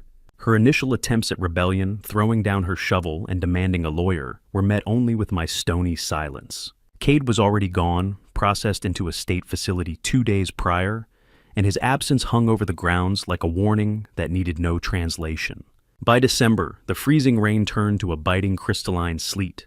I sat on the porch wrapped in a heavy wool coat, serving hot tea to the local plumber and a pair of carpenters. We spoke of bridge tolerances and island politics, while my stepchildren ate their lunch of simple vegetable soup huddled together in the mud, like refugees from a world they no longer recognized. "I saw you drinking tea with the plumber," Callum Leona hissed as she walked past to empty a bucket. "Have you no dignity?" I took a slow sip of the hot liquid, feeling the warmth spread through my chest. "He's built more bridges than you've ever seen, Leona. Right now, he's the only one in this yard with any real value. Their arrogance was a structure with a failed foundation, and the island winter was the seismic event that would finally bring it down." I watched the psychological toll manifest in their slumped shoulders and the way they stopped looking at the horizon and started looking at their feet. Habit, however, is a resilient weed. During a routine check of the cottages, I found a hidden stash of expensive scotch tucked behind a loose floorboard in Maddox's room. I walked out into the yard and poured the amber liquid into the fresh snow, watching it freeze into a bitter ice. I looked up at the sky just as the first scream of the winter gale hit the windows, knowing the storm was only beginning.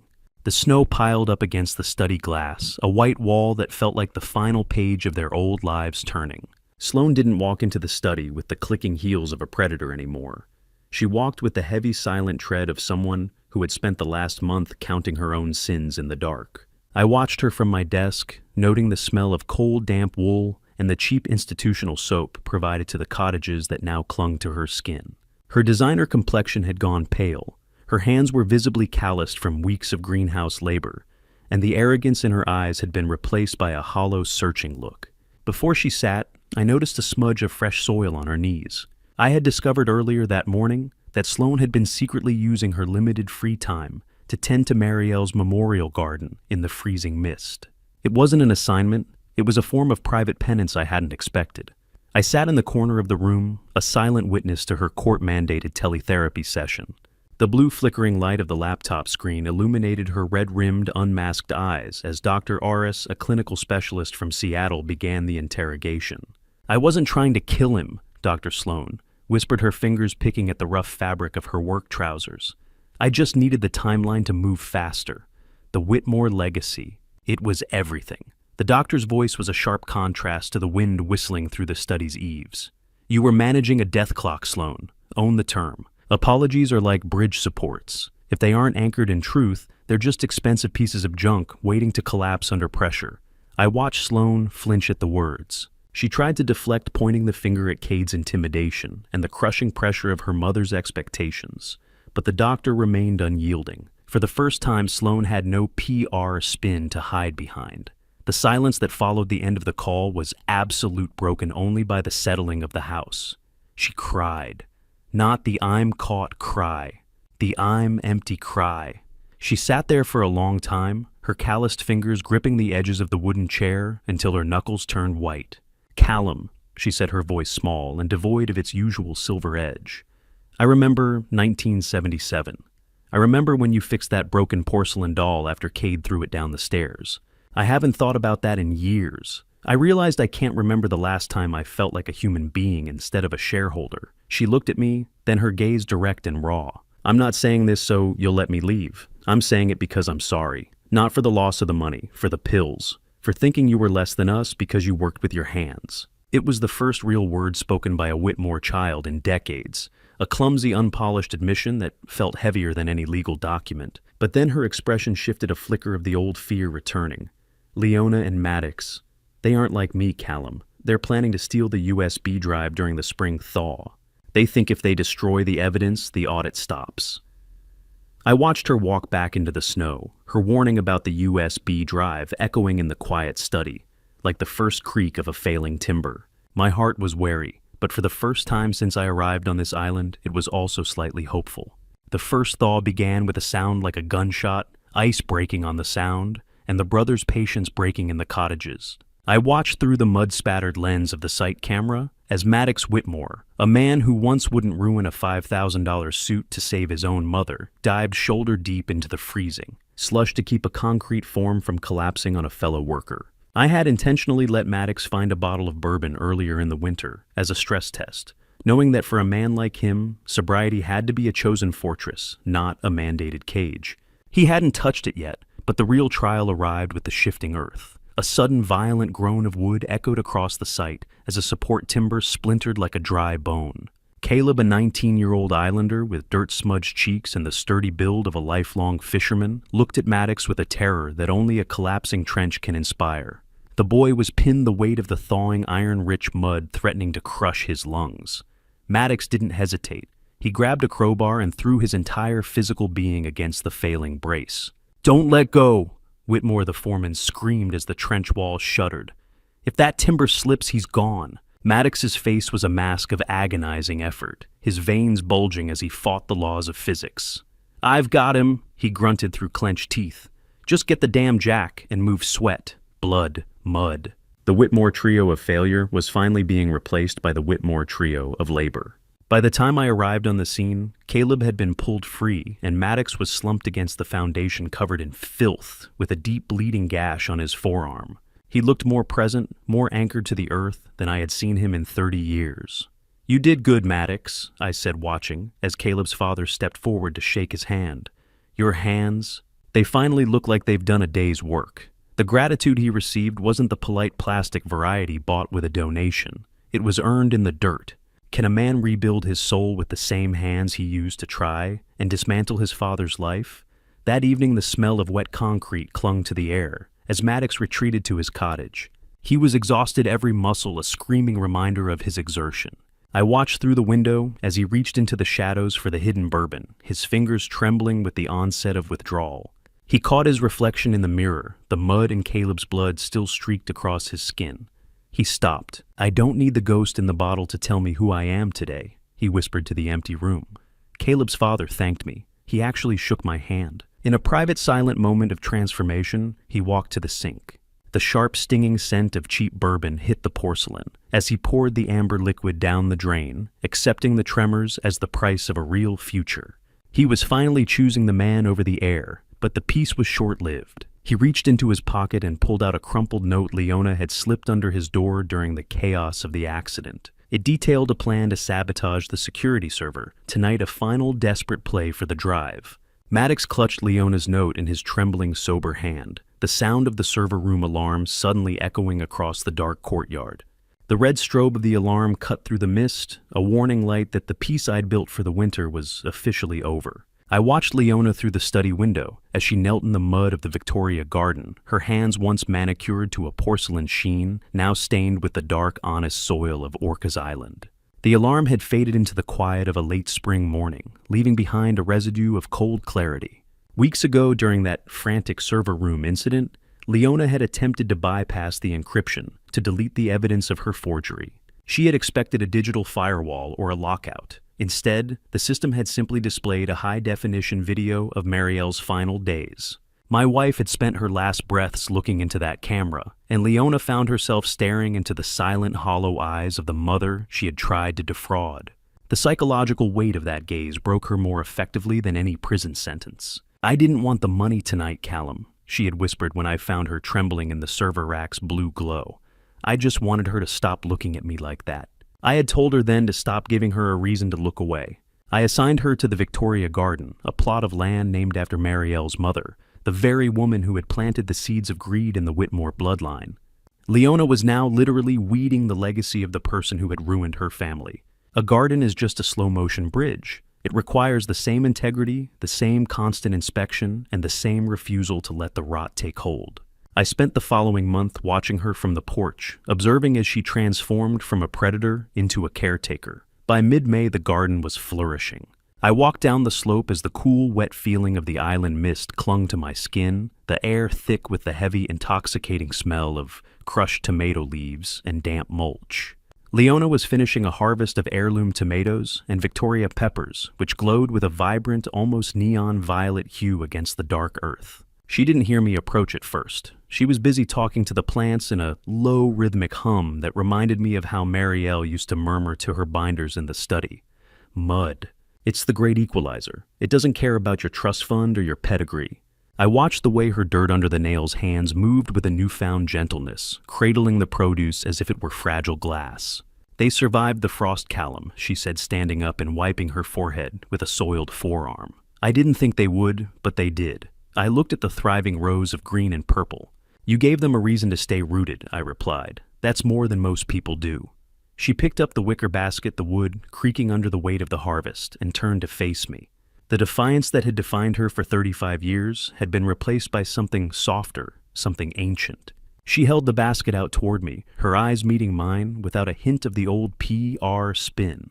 Here, Daddy, she said quietly. The word was more fragile than any heirloom sprout, a term of intimacy she hadn't uttered since the day the letters began in 1986. The word hung in the humid garden air, and for the first time in 3 decades, I felt the bridge between us stop swaying. I took the basket from her, the weight of the vegetables less than the weight of that single word. I left the island the next morning, the ferry crossing the Salish Sea, under a canopy of heavy gray clouds that mirrored the gravity of my destination. The buzzing of the prison's heavy magnetic locks felt like a physical assault, after a year of hearing nothing but the rhythmic breathing of the Pacific. I checked my pride at the door of the Monroe Correctional Complex and followed a guard through a series of echoing windowless hallways. I sat on a cold clinical metal chair in the visiting room, the smell of floor wax and stale coffee heavy in the stagnant air. When the door on the opposite side opened, I was struck by how much the prison uniform had erased Cade's corporate identity. Without the bespoke suits and the predatory arrogance of wealth, he looked remarkably like the young man I taught to fish in the late 70s. I discovered an entry twist of my own as I looked at him. He didn't know that I had been the one quietly paying for his legal defense and ensuring he wasn't targeted by other inmates. Continuing Marielle's tradition of silent protection, Cade didn't start the conversation with legal demands or complaints about the food. He pressed his pale, unmanicured hands against the scratched glass partition. "Do you remember the bridge in Skagit?" he asked, his voice low and raspy. "The one with the green paint? Was I actually there, Callum? Or did I dream that I felt a pang of melancholy?" "You were there," I told him. "You held the tape measure while I checked the rivets. You were 7 years old. Monroe. Concrete and steel. The exact materials I spent my life inspecting. Only this time, the defect was human." He told me that, since his accounts were frozen and his circle of vultures had vanished, his only currency had been the binders I sent him, the copies of the letters Marielle had written about him. "They told me you were an intruder, Aunt Callum," he confessed, his eyes searching mine through the glass. "But looking at these letters, I think I was the one who broke into your life." He asked if Marielle ever actually loved him, or if he was just another structural failure she was trying to manage. "She loved the boy you were," I replied. "She spent 35 years trying to find him again. Can a uniform made of coarse polyester do what a lifetime of luxury couldn't? Can it make a man look at his father and see a person instead of an obstacle?" Cade looked down, his eyes welling with a repentance I never thought I'd see. He revealed a final plan of his own. He had used his time in the prison library to track the original offshore accounts his grandparents used to launder Marielle's bonuses decades ago. He intended to use his limited legal access to return every cent to the Sanctuary Trust as restitution. I walked away from the glass, the sound of the high-security fences cutting through the blue sky outside. But when I looked back, Cade wasn't watching the guards. He was staring at his own hands the same way I used to when I was trying to figure out how to bridge a gap that felt impossible. I saw the flash of the boy he had been before the greed took root, and for the first time, I didn't see a monster. I saw a man finally inspecting his own foundation. I didn't expect to see a line of cars winding up the forest road, but as the brass plaque for Victoria's Haven caught the afternoon sun, and I realized Marielle hadn't just built me a house. She'd built a legacy of survival. The golden light of the island dawn had matured into a rich, honeyed afternoon. I stood on the porch watching the first group of domestic abuse survivors arrive at the sanctuary. The redemption contract I had forced upon my stepchildren contained a final entry twist they hadn't seen coming. They would eventually inherit this land, but only as joint trustees of the nonprofit. They could live here, they could work here, but they could never sell a single acre for profit. I watched Maddox still in his dirt-stained work clothes, proudly showing a local islander the structural integrity of the newly finished wing.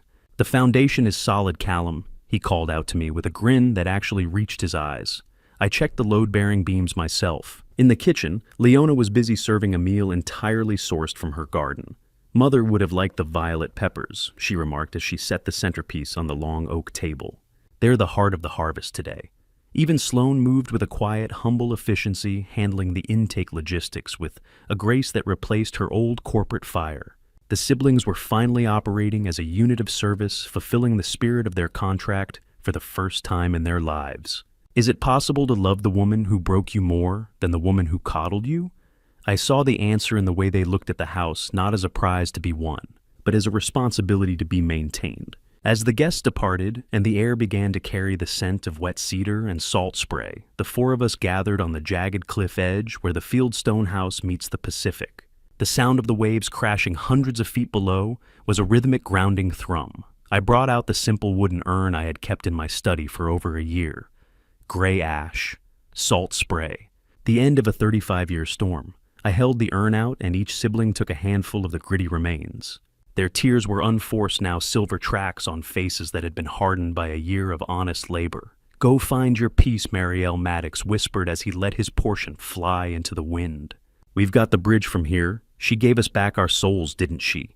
Sloane asked, her voice catching on the salt-heavy breeze. I watched the white dust catch the spray and disappear into the vast, churning Salish Sea, finally completing the intent of that 420th letter. The taste of salt on the wind was sharp and clean.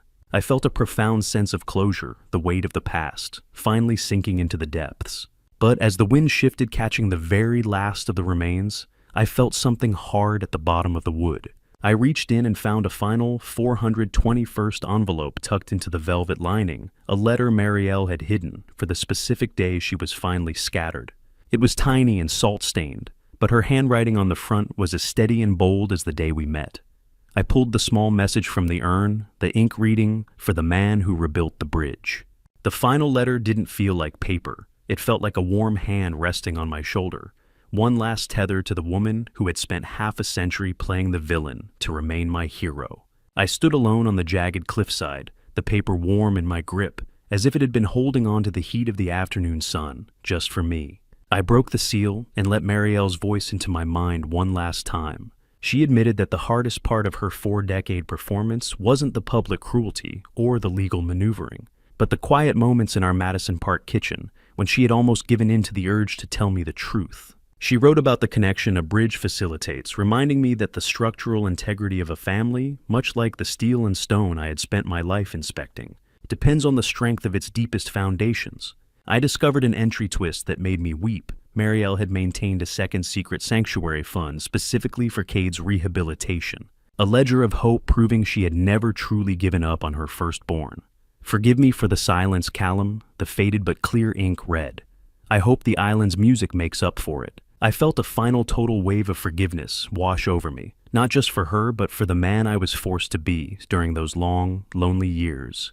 "You did it, Marielle," I whispered to the salt-heavy wind. "You brought us all home."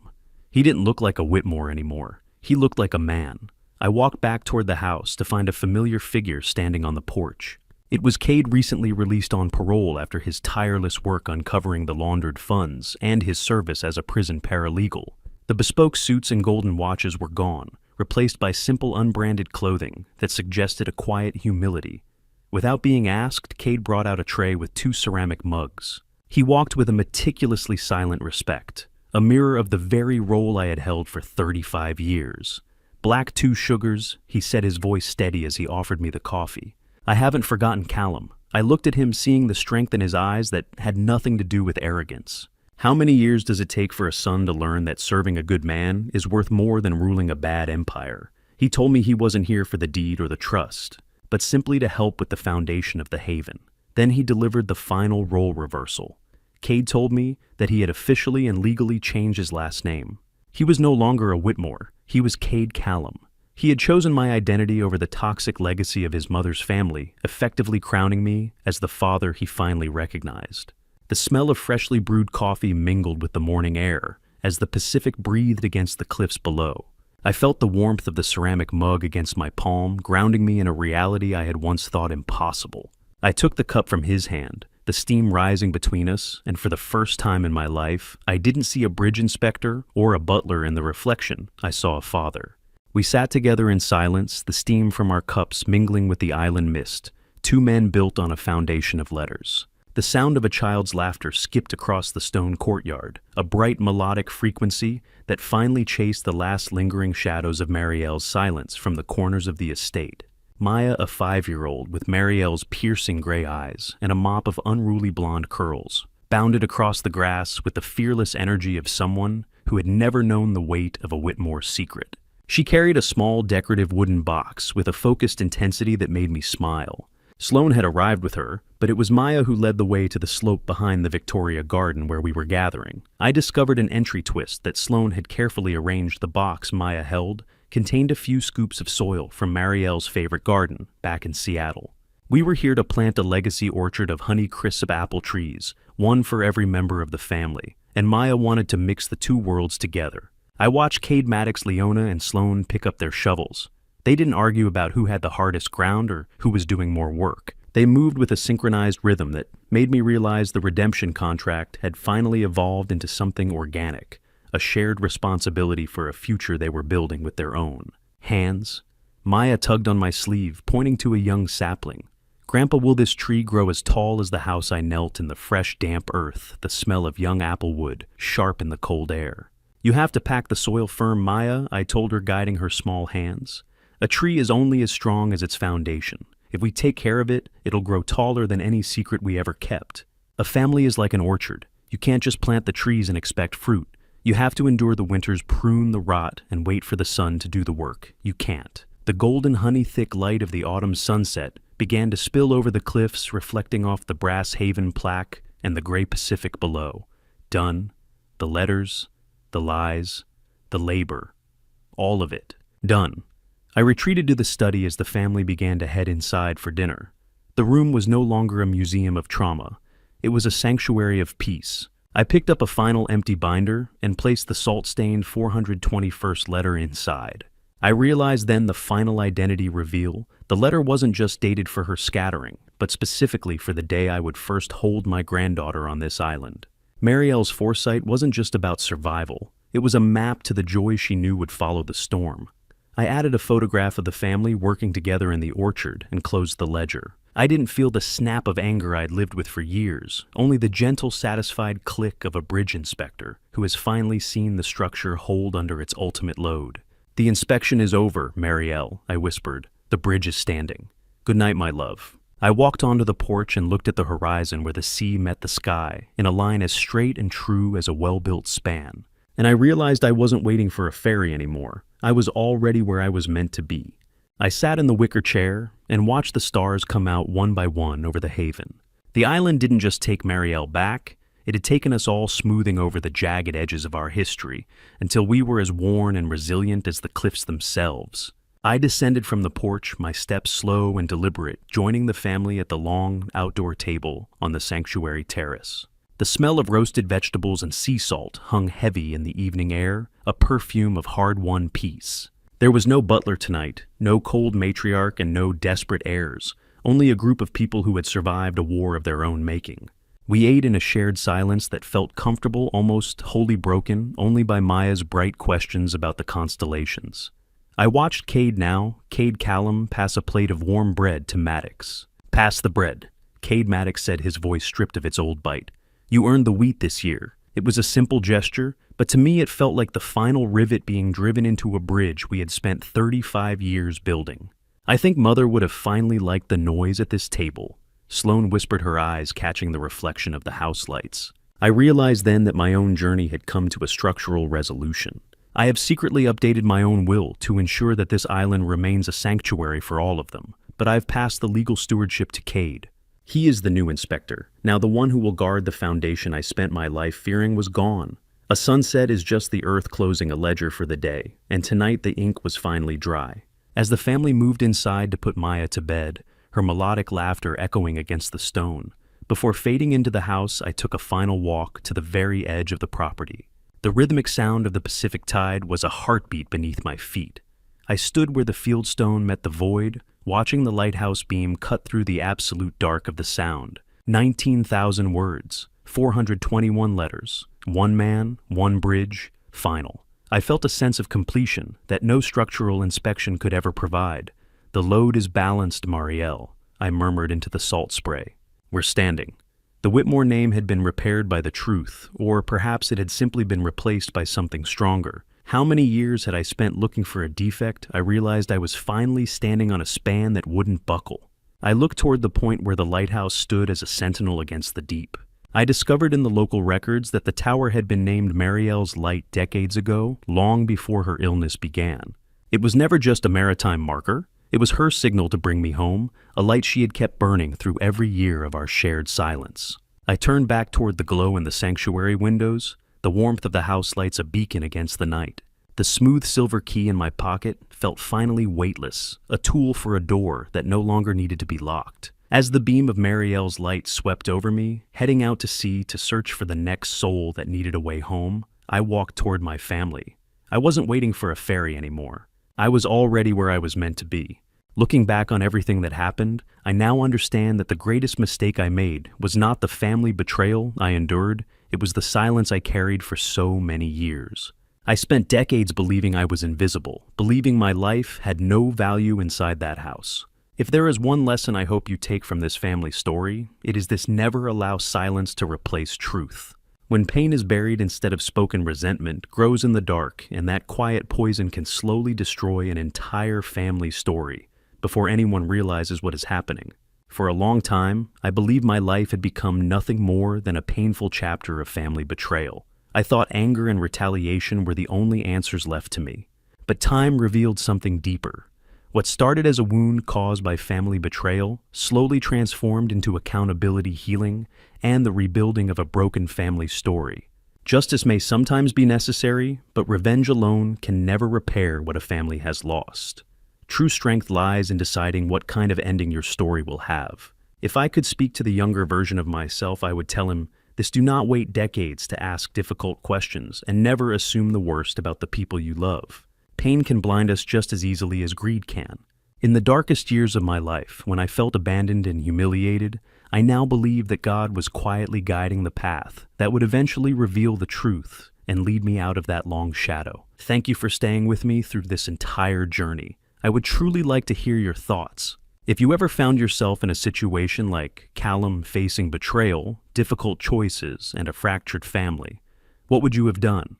Your perspective matters, so feel free to share it in the comments. And if this story meant something to you, consider subscribing so you won't miss the next story we share together. A gentle note: while this narrative reflects real human themes and emotions, certain details have been dramatized for storytelling purposes. If this type of content isn't for you, that's completely okay. There may be other stories here that resonate more with you.